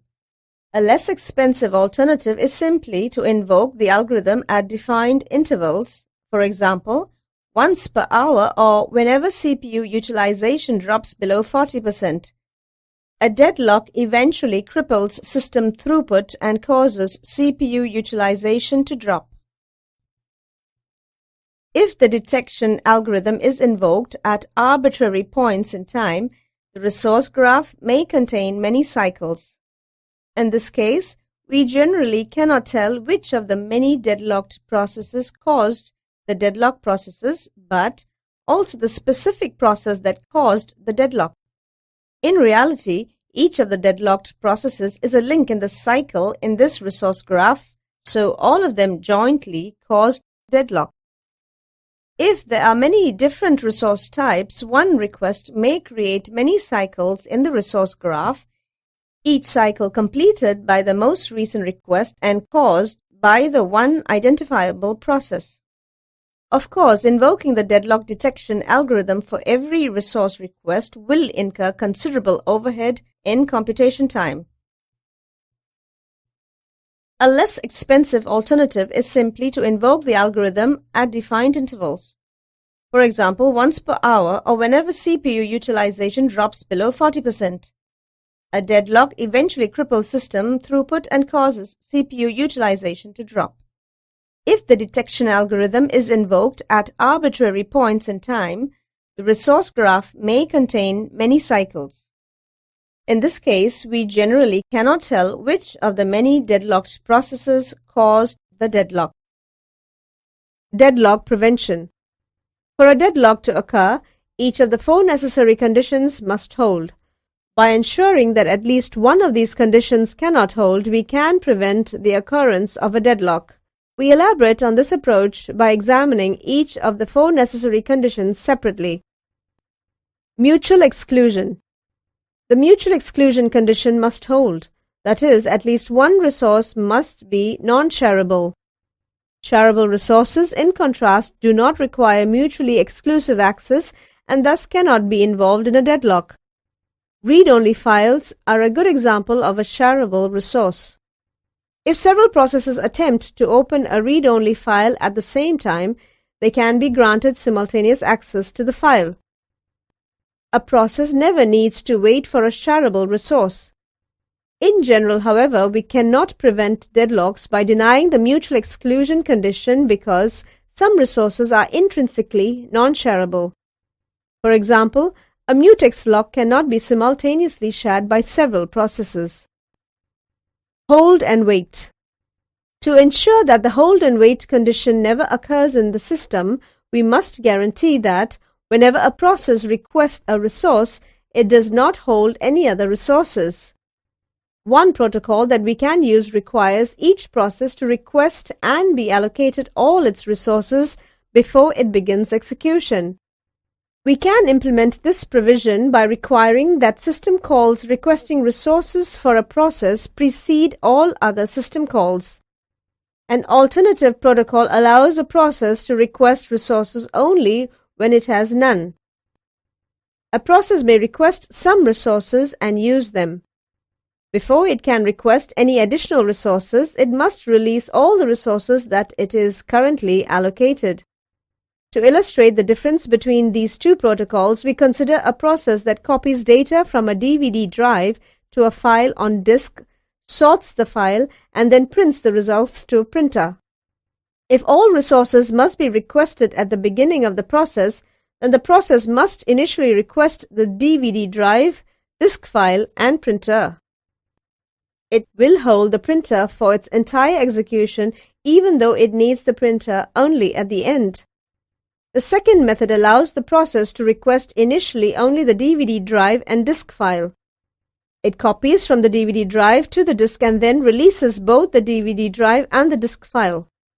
The process must then request the disk file and the printer. After copying the disk file to the printer, it releases these two resources and terminates. Both these protocols have two main disadvantages. Resource utilization may be low since resources may be allocated but unused for a long period. In the example given, for instance, we can release the DVD drive and disk file and then request the disk file and printer only if we can be sure that our data will remain on the disk file. Otherwise, we must request all resources at the beginning for both protocols. Starvation is possible. A process that needs several popular resources may have to wait indefinitely because at least one of the resources that it needs is always allocated to some other process. No preemption. The third necessary condition for deadlocks is that there be no preemption of resources that have already been allocated. To ensure that this condition does not hold, we can use the following protocol. If a process is holding some resources and requests another resource that cannot be immediately allocated to it, that is, the process must wait, then all resources the process is currently holding is preempted. In other words, these resources are implicitly released. The preempted resources are added to the list of resources for which the process is waiting. The process will be restarted only when it can regain its old resources as well as the new ones that it is requesting. Alternatively, if a process requests some resources, we first check whether they are available. If they are, we allocate them. If they are not, we check whether they are allocated to some other process that is waiting for additional resources. If so, we preempt the desired resources from the waiting process and allocate them to the requesting process. If the resources are neither available nor held by a waiting process, the requesting process must wait. While it is waiting, some of its resources may be preempted, but only if another process requests them. A process can be restarted only when it is allocated the new resources it is requesting and recovers any resources that we preempted while it was waiting. This protocol is often applied to resources whose state can be easily saved and restored later, such as CPU registers and memory space. It cannot generally be applied to such resources as mutex locks and semaphores. Circular wait. The fourth and final condition for deadlocks is the circular wait condition. One way to ensure that this condition never holds is to impose a total ordering of all resource types and to require that each process requests resources in an increasing order of enumeration. To illustrate, we let R equals R1, R2, and so on till Rm be the set of resource types. We assign to each resource type a unique integer number which allows us to compare two resources and to determine whether one precedes another in our ordering. Formally, we define a one-to-one function f, that is R leads to n, where n is the set of natural numbers. For example, if the set of resource types R includes tape drives, disk drives, and printers, then the function f might be defined as follows. F tape drive equals 1, f disk drive equals 5, f printer equals 12. We can now consider the following protocol to prevent deadlocks. Each process can request resources only in an increasing order of enumeration. That is, a process can initially request any number of instances of a resource type, say Ri. After that, the process can request instances of resource type of Rj if and only if f function Rj is greater than f function Ri. For example, using the function defined previously, a process that wants to use the tape drive and printer at the same time must first request the tape drive and then request the printer.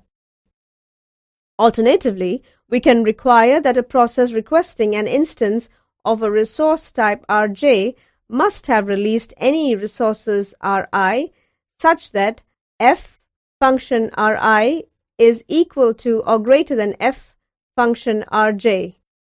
Note also that if several instances of the same resource type are needed, a single request for all of them must be issued.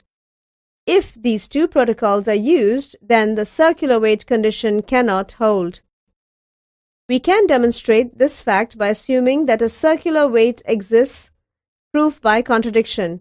Let the set of processes involved in the circular wait be P0, P1, and so on till Pn, where Pi is waiting for a resource Ri which is held by process Pi plus 1. Modulo arithmetic is used on the indexes so that Pn is waiting for a resource Rn held by P0.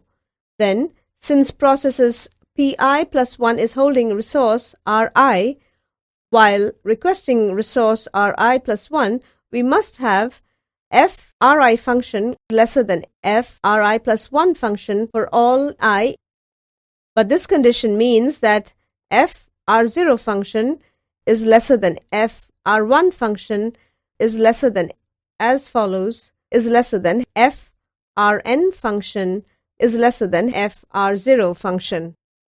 By transitivity, f R0 function is lesser than f R0 function, which is impossible. Therefore, there can be no circular wait. We can accomplish this scheme in an application program by developing an ordering among all synchronization objects in the system. All requests for synchronization objects must be made in increasing order. F first mutex function equals to 1, f second mutex function equals to 5.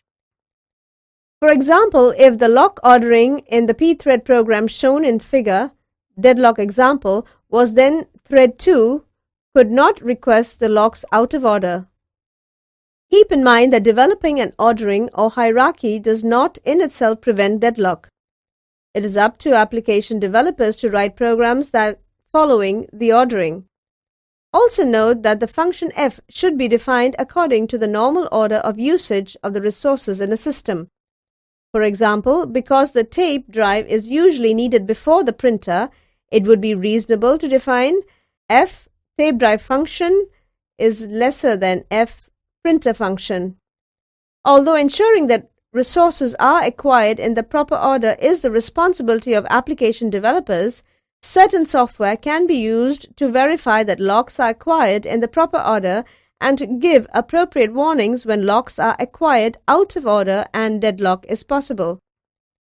One lock order verifier which works on BSD versions of Unix such as FreeBSD is known as Witness. Witness uses mutual exclusion locks to protect critical sections. It works by dynamically maintaining the relationship of lock orders in a system. Let's use the program shown above as an example. Assume that thread 1 is the first to acquire the locks and does so in the order 1. First mutex, 2. Second mutex. Witness records the relationship that first mutex must be acquired before second mutex. If thread 2 later acquires the locks out of order, Witness generates a warning message on the system console. It is also important to note that imposing a lock ordering does not guarantee deadlock prevention if locks can be acquired dynamically. For example, assume we have a function that transfers funds between two accounts. To prevent a race condition, each account has an associated mutex lock that is obtained from a getLock function such as shown below. Deadlock example with lock ordering. Deadlock is possible if two threads simultaneously invoke the transaction function transposing different accounts. That is, one thread might invoke transaction and another might invoke transaction. We leave it as an exercise for students to fix this situation. Deadlocks. In a multi-programming environment, several processes may compete for a finite number of resources. A process requests resources. If the resources are not available at that time, the process enters a waiting state. Sometimes a waiting process is never again able to change state because the resources it has requested are held by other waiting processes. This situation is called a deadlock. In this chapter, we describe methods that an operating system can use to prevent or deal with deadlocks. Although some applications can identify programs that may deadlock, operating systems typically do not provide deadlock prevention facilities, and it remains the responsibility of programmers to ensure that they design deadlock-free programs. System model. A system consists of a finite number of resources to be distributed among a number of competing processes. The resources may be partitioned into several waiting for an event that can be caused only by another process in the set. The types or classes, each consisting of some number of identical instances. CPU cycles, files, and input-output devices such as printers and DVD drives are examples of resource types. If a system has two CPUs, then the resource type CPU has two instances. Similarly, the resource type printer may have 5 instances. If a process requests an instance of a resource type, the allocation of any instance of the type should satisfy the request. If it does not, then the instances are not identical and the resource type classes have not been defined properly. For example, a system may have 2 printers. These 2 printers may be defined to be in the same resource class if no one cares which printer prints which output. However, if one printer is on the 9th floor and the other is on the basement, then people on the 9th floor may not see both printers as equivalent, and separate resource classes may need to be defined for each printer. Synchronization tools such as mutex locks and semaphores are also considered system resources, and they are a common source of deadlock. However, a lock is typically associated with protecting a specific data structure. That is, one lock may be used to protect access to a queue, another to protect access to a linked list, and so forth. For that reason, each lock is typically assigned to its own resource class, and definition is not a problem. A process must request a resource before using it and must release the resource after using it. A process may request as many resources as it requires to carry out its designated task. Obviously, the number of resources requested may not exceed the total number of resources available in the system. In other words, a process cannot request 3 printers if the system has only 2. Under the normal mode of operation, a process may utilize a resource in only the following sequence. Request. The process requests the resource. If the request cannot be granted immediately, for example, if the resource is being used by another process, then the requesting process must wait until it can acquire the resource. Use. The process can operate on the resource. For example, if the resource is a printer, the process can print on the printer. Release. The process releases the resource. The request and release of resources may be system calls. Examples are the requests function and release function, device, open and close function file, and allocate function and free function memory system calls. Similarly, the request and release of semaphores can be accomplished through the wait function and signal function operations on semaphores or through acquire function and release function of a mutex lock. For each use of a kernel-managed resource by a process or thread, the operating system checks to make sure that the process has requested and has been allocated the resource. A system table records whether each resource is free or allocated. For each resource that is allocated, the table also records the process to which it is allocated. If a process requests a resource that is currently allocated to another process, it can be added to a queue of processes waiting for this resource. A set of processes is in a deadlocked state when every process in the set is waiting for an event that can be caused only by another process in the set. The events with which we are mainly concerned here are resource acquisition and release. The resources may be either physical resources, for example, printers, tape drives, memory space, and CPU cycles, or logical resources, for example, semaphores, mutex locks, and files. However, other types of events may result in deadlocks, for example, the IPC facilities. To illustrate a deadlocked state, consider a system with 3 CD-RW drives. Suppose each of 3 processes holds one of these CD-RW drives. If each process now requests another drive, the 3 processes will be in a deadlock state. Each is waiting for the event CD-RW is released, which can be caused only by one of the other waiting processes. This example illustrates a deadlock involving the same resource type. Deadlocks may also involve different resource types. For example, consider a system with 1 printer and 1 DVD drive. Suppose that process PI is holding the DVD and process PJ is holding the printer. If PI requests the printer and PJ requests the DVD drive, a deadlock occurs. Inter-process communication. Processes executing concurrently in the operating system may be either independent processes or cooperating processes. A process is independent if it cannot affect or be affected by the other processes executing in the system.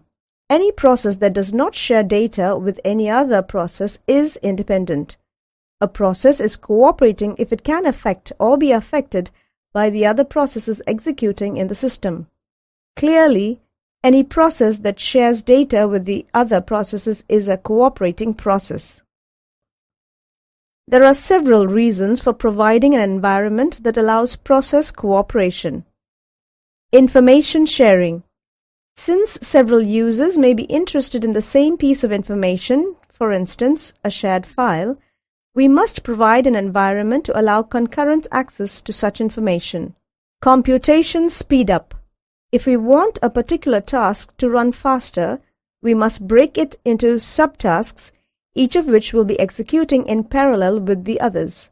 Notice that such a speed-up can be achieved only if the computer has multiple processing cores. Modularity. We may want to construct the system in a modular fashion, dividing the system functions into separate processes or threads. Convenience. Even an individual user may work on many tasks at the same time. For instance, a user may be editing, listening to music, and compiling in parallel. Cooperating processes require an inter-process communication (IPC) mechanism that will allow them to exchange data and information. These are two fundamental models of inter-process communication: shared memory and message passing. In the shared memory model, a region of memory that is shared by cooperating processes is established. Processes can then exchange information by reading and writing data to the shared region.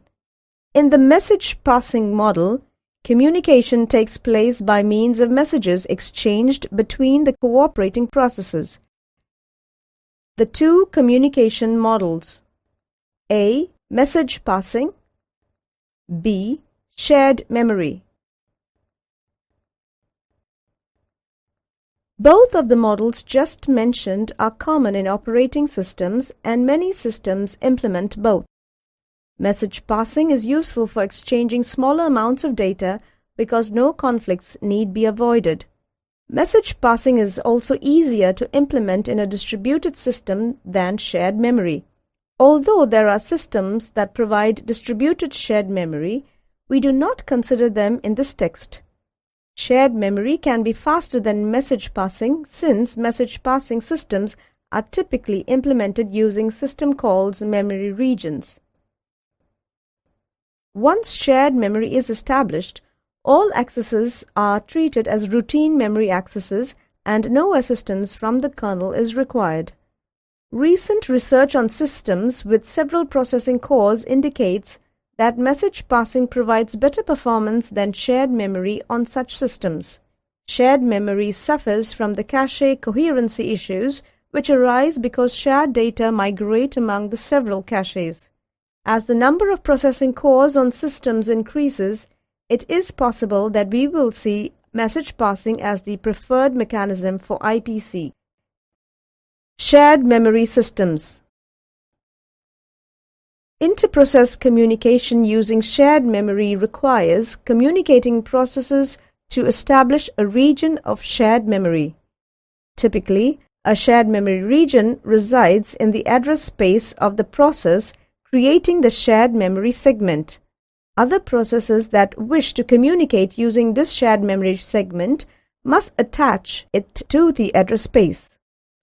Normally, the operating system tries to prevent one process from accessing another process's memory.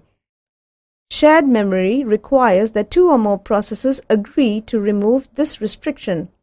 They can then exchange information by reading and writing data in the shared areas. The form of the data and the location are determined by these processes and are not under the operating system's control. The processes are also responsible for ensuring that they are not writing to the same location simultaneously. To illustrate the concept of cooperating processes, let's consider the producer-consumer problem, which is a common paradigm for cooperating processes. A producer process produces information that is consumed by a consumer process. For example, a compiler may produce assembly code that is consumed by an assembler. The assembler, in turn, may produce object modules that are consumed by the loader. The producer-consumer problem. The producer process using shared memory. The producer-consumer problem also provides a useful metaphor for the client-server paradigm. We generally think of a server as a producer and a client as a consumer. For example, a web server produces, that is, provides, HTML files and images, which are consumed, that is, read by the client web browser requesting the resource. One solution to the producer-consumer problem uses shared memory. To allow the producer and consumer processes to run concurrently, we must have available a buffer of items that can be filled by the producer and emptied by the consumer.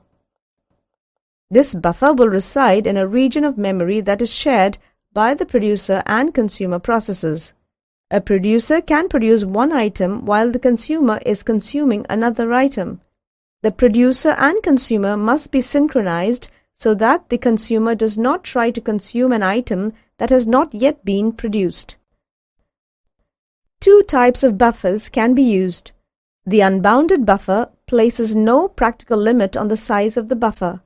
The consumer may have to wait for new items, but the producer can always produce new items. The bounded buffer assumes a fixed buffer size.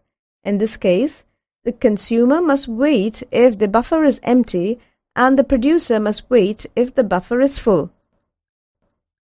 Let's look more closely at how the bounded buffer illustrates inter-process communication using shared memory.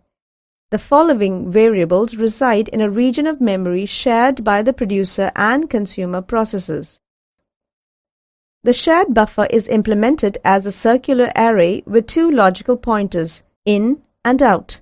The variable in points to the text-free position in the buffer. Out points to the first full position in the buffer. The buffer is empty when in double equals out. The buffer is full when in plus 1% buffer size double equals out. The consumer process using shared memory. The code for the consumer process is shown below.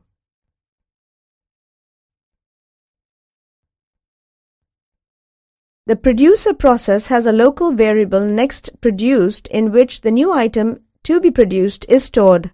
The consumer process has a local variable next consumed in which the item to be consumed is stored. This scheme allows at most buffer size 1 items in the buffer at the same time.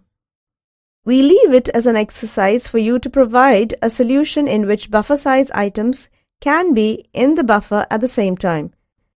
One issue this illustration does not address concerns the situation in which both the producer process and the consumer process attempt to access the shared buffer concurrently. Message passing systems. In the above section, we showed how cooperating processes can communicate in a shared memory environment. The scheme requires that these processes share a region of memory and that the code for accessing and manipulating the shared memory be written explicitly by the application programmer.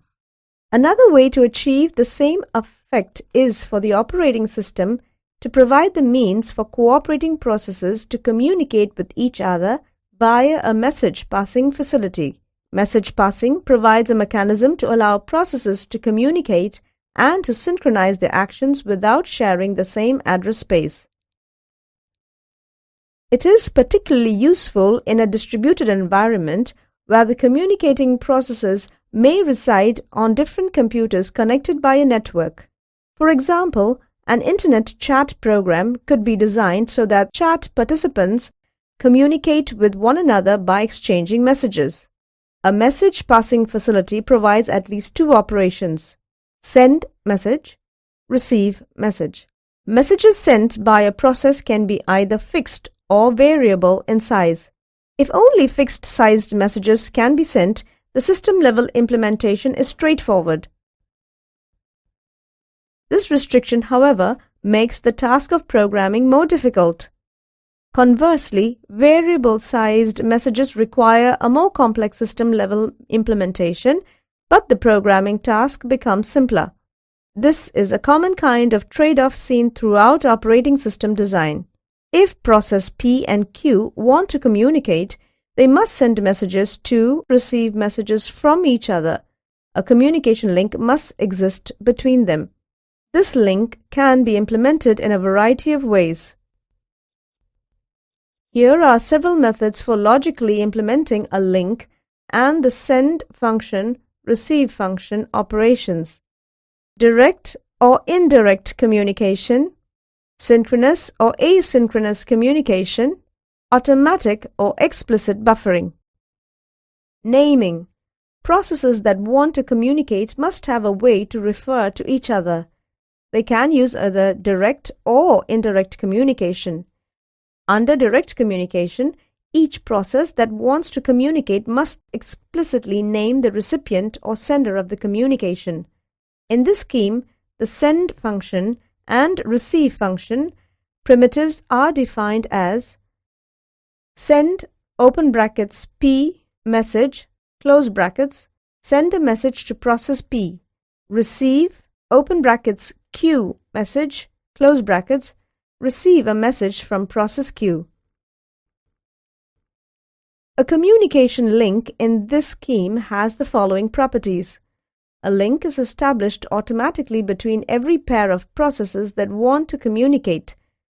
The processes need to know only each other's identity to communicate. A link is associated with exactly two processes. Between each pair of processes there exists exactly one link. This scheme exhibits symmetry in addressing, that is, both the sender process and the receiver process must name the other to communicate. A variant of the scheme employs asymmetry in addressing. Here, only the sender names the recipient. The recipient is not required to name the sender. In this scheme, the send function and receive function primitives are defined as follows. Send open brackets P message send a message to process P, receive ID message receive a message from any process. The variable ID is set to the name of the process with which communication has taken place. The disadvantage in both of these schemes, symmetric and asymmetric, limited modularity of the resulting process definitions. Changing the identifier of a process may necessitate examining all other process definitions. All references to the old identifier must be found so that they can be modified to the new identifier. In general, any such hardcore techniques where identifiers must be explicitly stated are less desirable than techniques involving indirection. With indirect communication, the messages are sent to and received from mailboxes or ports. A mailbox can be viewed abstractly as an object into which messages can be placed by processes and from which messages can be removed. Each mailbox has a unique identification. For example, POSIX message queues use an integer value to identify a mailbox. A process can communicate with another process via a number of different mailboxes, but two processes can communicate only if they have a shared mailbox. The send function and receive function primitives are defined as follows. Send, open brackets A, message, close brackets. Send a message to mailbox A. Receive, open brackets A, message, close brackets. Receive a message from mailbox A. In this scheme, a communication link has the following properties. A link is established between a pair of processes only if both members of the pair have a shared mailbox. A link may be associated with more than two processes. Between each pair of communicating processes, a number of different links may exist, with each link corresponding to one mailbox. Now suppose that processes P1, P2 and P3 all share mailbox A. Process P1 sends a message to A, while both P2 and P3 execute a receive function from A. Which process will receive the message sent by P1? The answer depends on which of the following methods we choose. Allow a link to be associated with two processes at most. Allow at most one process at a time to execute a receive function operation. Allow the system to select arbitrarily which process will receive the message, that is, either P2 or P3, but not both, will receive the message. The system may define an algorithm for selecting which process will receive the message. For example, round robin, where processes take turns receiving messages. The The system may identify the receiver to the sender. A mailbox may be owned either by a process or by the operating system. If the mailbox is owned by a process, that is, the mailbox is part of the address space of the process, then we distinguish between the owner, which can only receive messages through this mailbox, and the user, which can only send messages to the mailbox. Since each mailbox has a unique owner, there can be no confusion about which process should receive a message sent to this mailbox. When a process that owns a mailbox terminates, the mailbox disappears. Any process that subsequently sends a message to this mailbox must be notified that the mailbox no longer exists. In contrast, a mailbox that is owned by the operating system has an existence of its own. It is independent and is not attached to any particular process. The operating system then must provide a mechanism that allows a process to do the following: create a new mailbox, send and receive messages through the mailbox, delete a mailbox. The process that creates a new mailbox is that mailbox's owner by default. Initially, the owner is the only process that can receive messages through this mailbox. However, the ownership and receiving privilege may be passed to other processes through appropriate system calls. Of course, this provision could result in multiple receivers for each mailbox. Synchronization. Communication between processes takes place through calls to send function and receive function primitives. There are different design options for implementing each primitive. Message passing may be either blocking or non-blocking, also known as synchronous and asynchronous. Blocking send. The sending process is blocked until the message is received by the receiving process or by the mailbox. Non-blocking send. The sending process sends the message and resumes operation. Blocking receive. The receiver blocks until a message is available. Non-blocking receive. The receiver retrieves either a valid message or a null. Different combinations of send function and receive functions are possible. When both send function and receive functions are blocking, we have a rendezvous between the sender and the receiver. The solution to the producer-consumer problem becomes trivial when we use blocking send function and receive function statements. The producer merely invokes the blocking send function call and waits until the message is delivered to either the receiver or the mailbox. Likewise, when the consumer invokes receive function, it blocks until a message is available. The producer process using message passing. The consumer process using message passing. Buffering. Whether communication is direct or indirect, messages exchanged by communicating processes reside in a temporary queue. Basically, such queues can be implemented in three ways. Zero capacity. The queue has a maximum length of 0, thus, the link cannot have any messages waiting in it. In this case, the sender must block until the recipient receives the message. Bounded capacity. The queue has infinite length n, thus, at most n messages can reside in it. If the queue is not full when a new message is sent, the message is placed in the queue, either the message is copied or a pointer to the message is kept, and the sender can continue execution without waiting. The link's capacity is finite, however. If the link is full, the sender must block until the space is available in the queue. Unbounded capacity. The queue's length is potentially infinite, thus, any number of messages can wait in it. The sender never blocks. The zero capacity case is sometimes referred to as a message system with no buffering. The other cases are referred to as systems with automatic buffering. Methods for handling deadlocks. Generally speaking, we can deal with the deadlock problem in one of three ways. We can use a protocol to prevent or avoid deadlocks, ensuring that the system will never enter a deadlocked state. We can allow the system to enter a deadlocked state, detect it, and recover. We can ignore the problem altogether and pretend that deadlocks never occur in the system. It is then up to the application developer to write programs that handle deadlocks. 3 methods of handling deadlocks. To ensure that deadlocks never occur, the system can use either a deadlock prevention or a deadlock avoidance scheme. Deadlock prevention provides a set of methods to ensure that at least one of the necessary conditions cannot hold. These methods prevent deadlocks by constraining how requests for resources can be made. Deadlock avoidance requires that the operating system be given additional information in advance concerning which resources a process will request and use during its lifetime.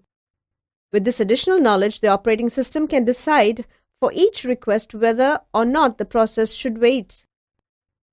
To decide whether the current request can be satisfied or must be delayed, the system must consider the resources currently available, the resources currently allocated to each process, and the future requests and releases of each process. If a system does not employ either a deadlock prevention or a deadlock avoidance algorithm, then a deadlock situation may arise. In this environment, the system can provide an algorithm that examines the state of the system to determine whether a deadlock has occurred and an algorithm to recover from the deadlock, if a deadlock has indeed occurred. In the absence of algorithms to detect and recover from deadlocks, we may arrive at a situation in which the system is in a deadlocked state yet has no way of recognizing what has happened. In this case, the undetected deadlock will cause the system's performance to deteriorate because resources are being held by processes that cannot run and because more and more processes, as they make requests for resources, will enter a deadlocked state. Eventually, the system will stop functioning and will need to be restarted manually. Although this method may not seem to be a viable approach to the deadlock problem, it is nevertheless used in most operating systems. Expense is one important consideration. Ignoring the possibility of deadlocks is cheaper than the other approaches. Since in many systems deadlocks occur infrequently, say once per year, the extra expense of the other methods may not seem worthwhile. In addition, methods used to recover from other conditions may be put to use to recover from deadlock. In some circumstances, a system is in a frozen state but not in a deadlocked state.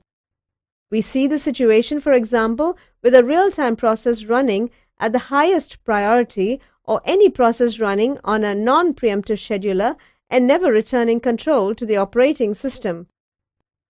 The system must have manual recovery methods for such conditions and may simply use those techniques for deadlock recovery.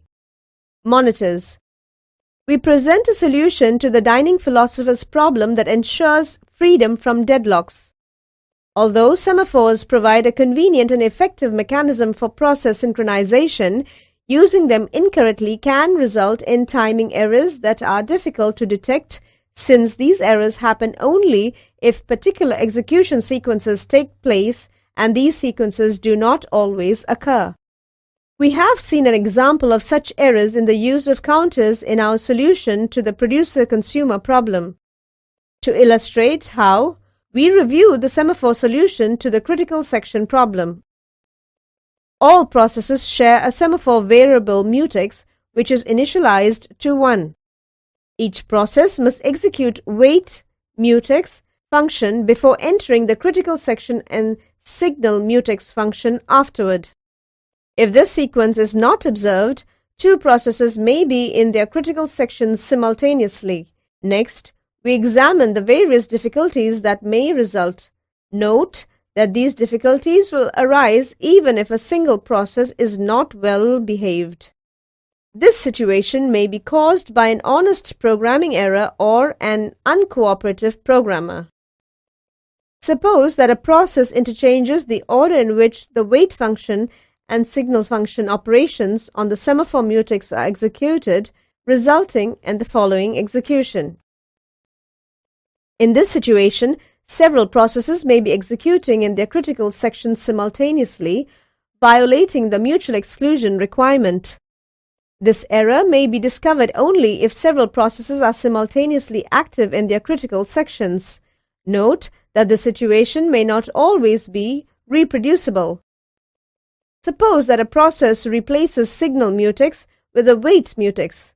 That is, it executes wait mutex, so on, critical section, so on, wait mutex. In this case, a deadlock will occur. Suppose that a process omits the wait mutex or the signal mutex functions, or both. In this case, either mutual exclusion is violated or a deadlock will occur. These examples illustrate that various types of errors can be generated easily when programmers use semaphores incorrectly to solve the critical section problem. To deal with such errors, researchers have developed high-level language constructs. In this section, we describe one fundamental high-level synchronization construct, the monitor type.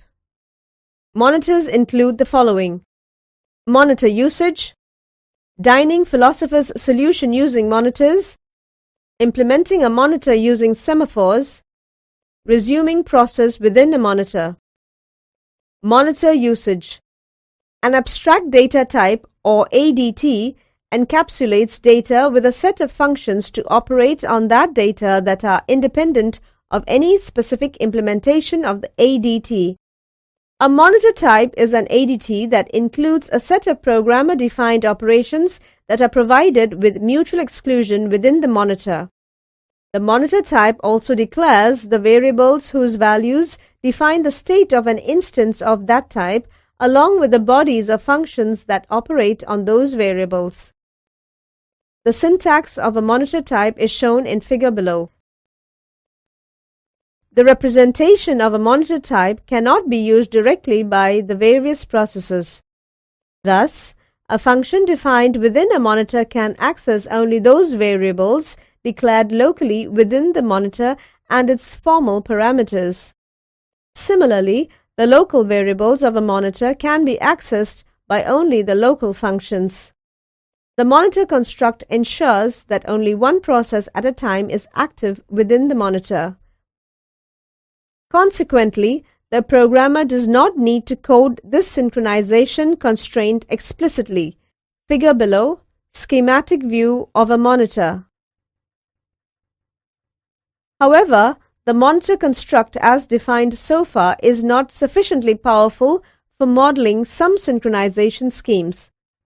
For this purpose, we need to define additional synchronization mechanisms.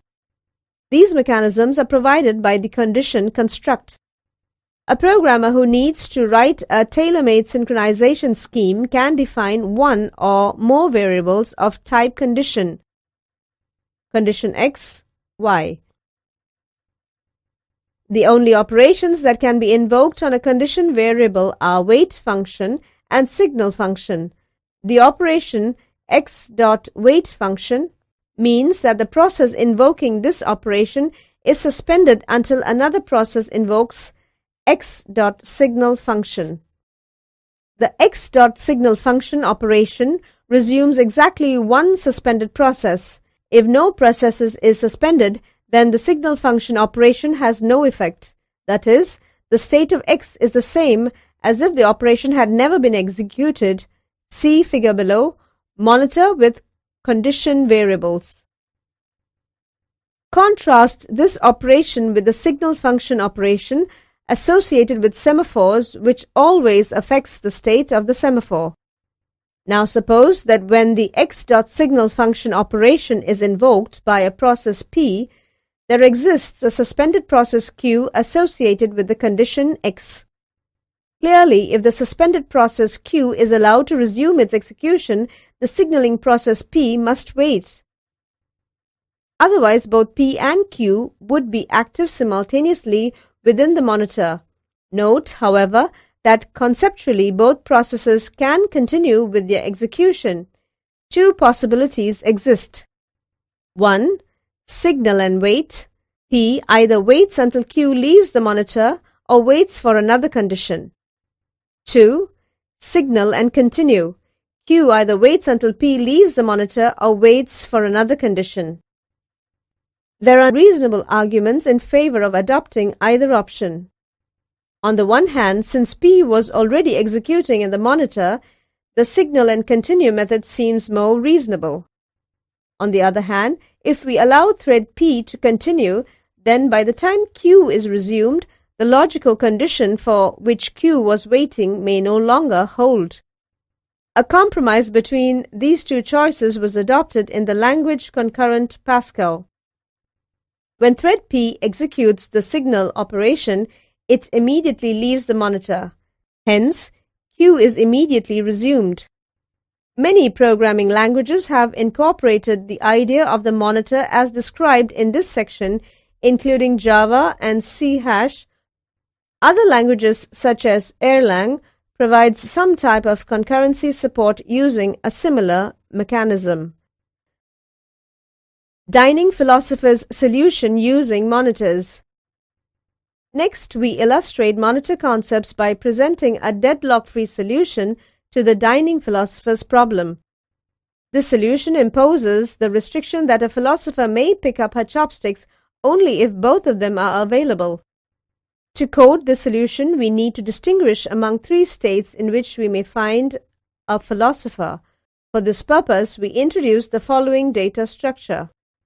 Philosopher I can set the variable state I equals eating only if her two neighbors are not eating. We also need to declare condition self 5. This allows philosopher I to delay herself when she is hungry but is unable to obtain the chopsticks she needs. We are now in a position to describe our solution to the dining philosopher's problem. The distribution of the chopsticks is controlled by the monitor dining philosophers, whose definition is shown in program below. A monitor solution to the dining philosopher problem. Each philosopher, before starting to eat, must invoke the operation pickup function. This act may result in the suspension of the philosopher process.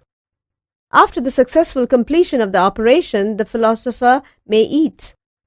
Following this, the philosopher invokes the put-down function operation. Thus, philosopher 5 must invoke the operation pickup function and put-down function in the following sequence. It is easy to show that this solution ensures that no two neighbors are eating simultaneously and that no deadlocks will occur. We note, however, that it is possible for a philosopher to starve to death. We do not present a solution to this problem but rather leave it as an exercise for you. Implementing a monitor using semaphores. For each monitor, a semaphore mutex initialized to 1 is provided. A process must execute wait mutex function before entering the monitor and must execute signal mutex function after leaving the monitor. Since a signaling process must wait until the resumed process either leaves or waits, an additional semaphore, next, is introduced initialized to 0. The signaling processes can use next to suspend themselves. An integer variable next count is also provided to count the number of processes suspended on next. Thus, each external function f is replaced by as follows. Mutual exclusion within a monitor is ensured. We can now describe how condition variables are implemented as well. For each condition x, we introduce a semaphore xSem and an integer variable xCount, both initialized to 0. The operation x.wait function can now be implemented as follows. The operation x.signal function can be implemented as follows. This implementation is applicable to the definitions of monitors given by both Hoare and Brinch-Hansen. Resuming processes within a monitor. We turn now to the subject of process resumption order within a monitor. If several processes are suspended on condition x and an x.signal function operation is executed by some process, then how do we determine Which of the suspended processes should be resumed next? One simple solution is to use a first-come, first-served FCFS ordering so that the process that has been waiting the longest is resumed first. In many circumstances, however, such a simple scheduling scheme is not adequate. For this purpose, the conditional wait construct can be used. This construct has the form x.waitC function, where C is an integer expression that is evaluated when the wait function operation is executed. The value of C, which is called a priority number, is then stored with the name of the process that is suspended. When x.signal function is executed, the process with the smallest priority number is resumed next. To illustrate this new mechanism, consider the resource allocator monitor shown in program below, which controls the allocation of a single resource among competing processes. A monitor to allocate a single resource. Each process, when requesting an allocation of this resource, specifies the maximum time it plans to use the resource. The monitor allocates a resource to the process that has the shortest time allocation request. A process that needs to access the resource in question must observe the following sequence, where R is an instance of the type resource allocator. Unfortunately, the monitor concept cannot guarantee that the preceding access sequence will be observed. In particular, the following problems can occur. A process might access a resource without first gaining access permission to the resource. A process might never release a resource once it has been granted access to the resource. A process might attempt to release a resource that is never requested. A process might request the same resource twice without first releasing the resource. The same difficulties are encouraged with the use of semaphores, and these difficulties are similar in nature to those that encouraged us to develop the monitor constructs in the first place. Previously, we had to worry about the correct use of semaphores. Now we have to worry about the correct use of higher-level programmer-defined operations with which the compiler can no longer assist us. One possible solution to the current problem is to include the resource access operations within the resource allocator monitor. However, using this solution will mean that scheduling is done according to the built-in monitor scheduling algorithm rather than the one we have coded. To ensure that the processes observe the appropriate sequences, we must inspect all the programs that make use of the resource allocator monitor and its managed resource. We must check two conditions to establish the correctness of the system. First, user processes must always make their calls on the monitor in a correct sequence. Second, we must be sure that an uncooperative process does not simply ignore the mutual exclusion gateway provided by the monitor and try to access the shared resource directly without using the access protocols. Only if these two conditions can be ensured can we guarantee that no time-dependent errors will occur and that the scheduling algorithm will not be defeated. Although this inspection may be possible for a small, static system, it is not reasonable for a large system or a dynamic system.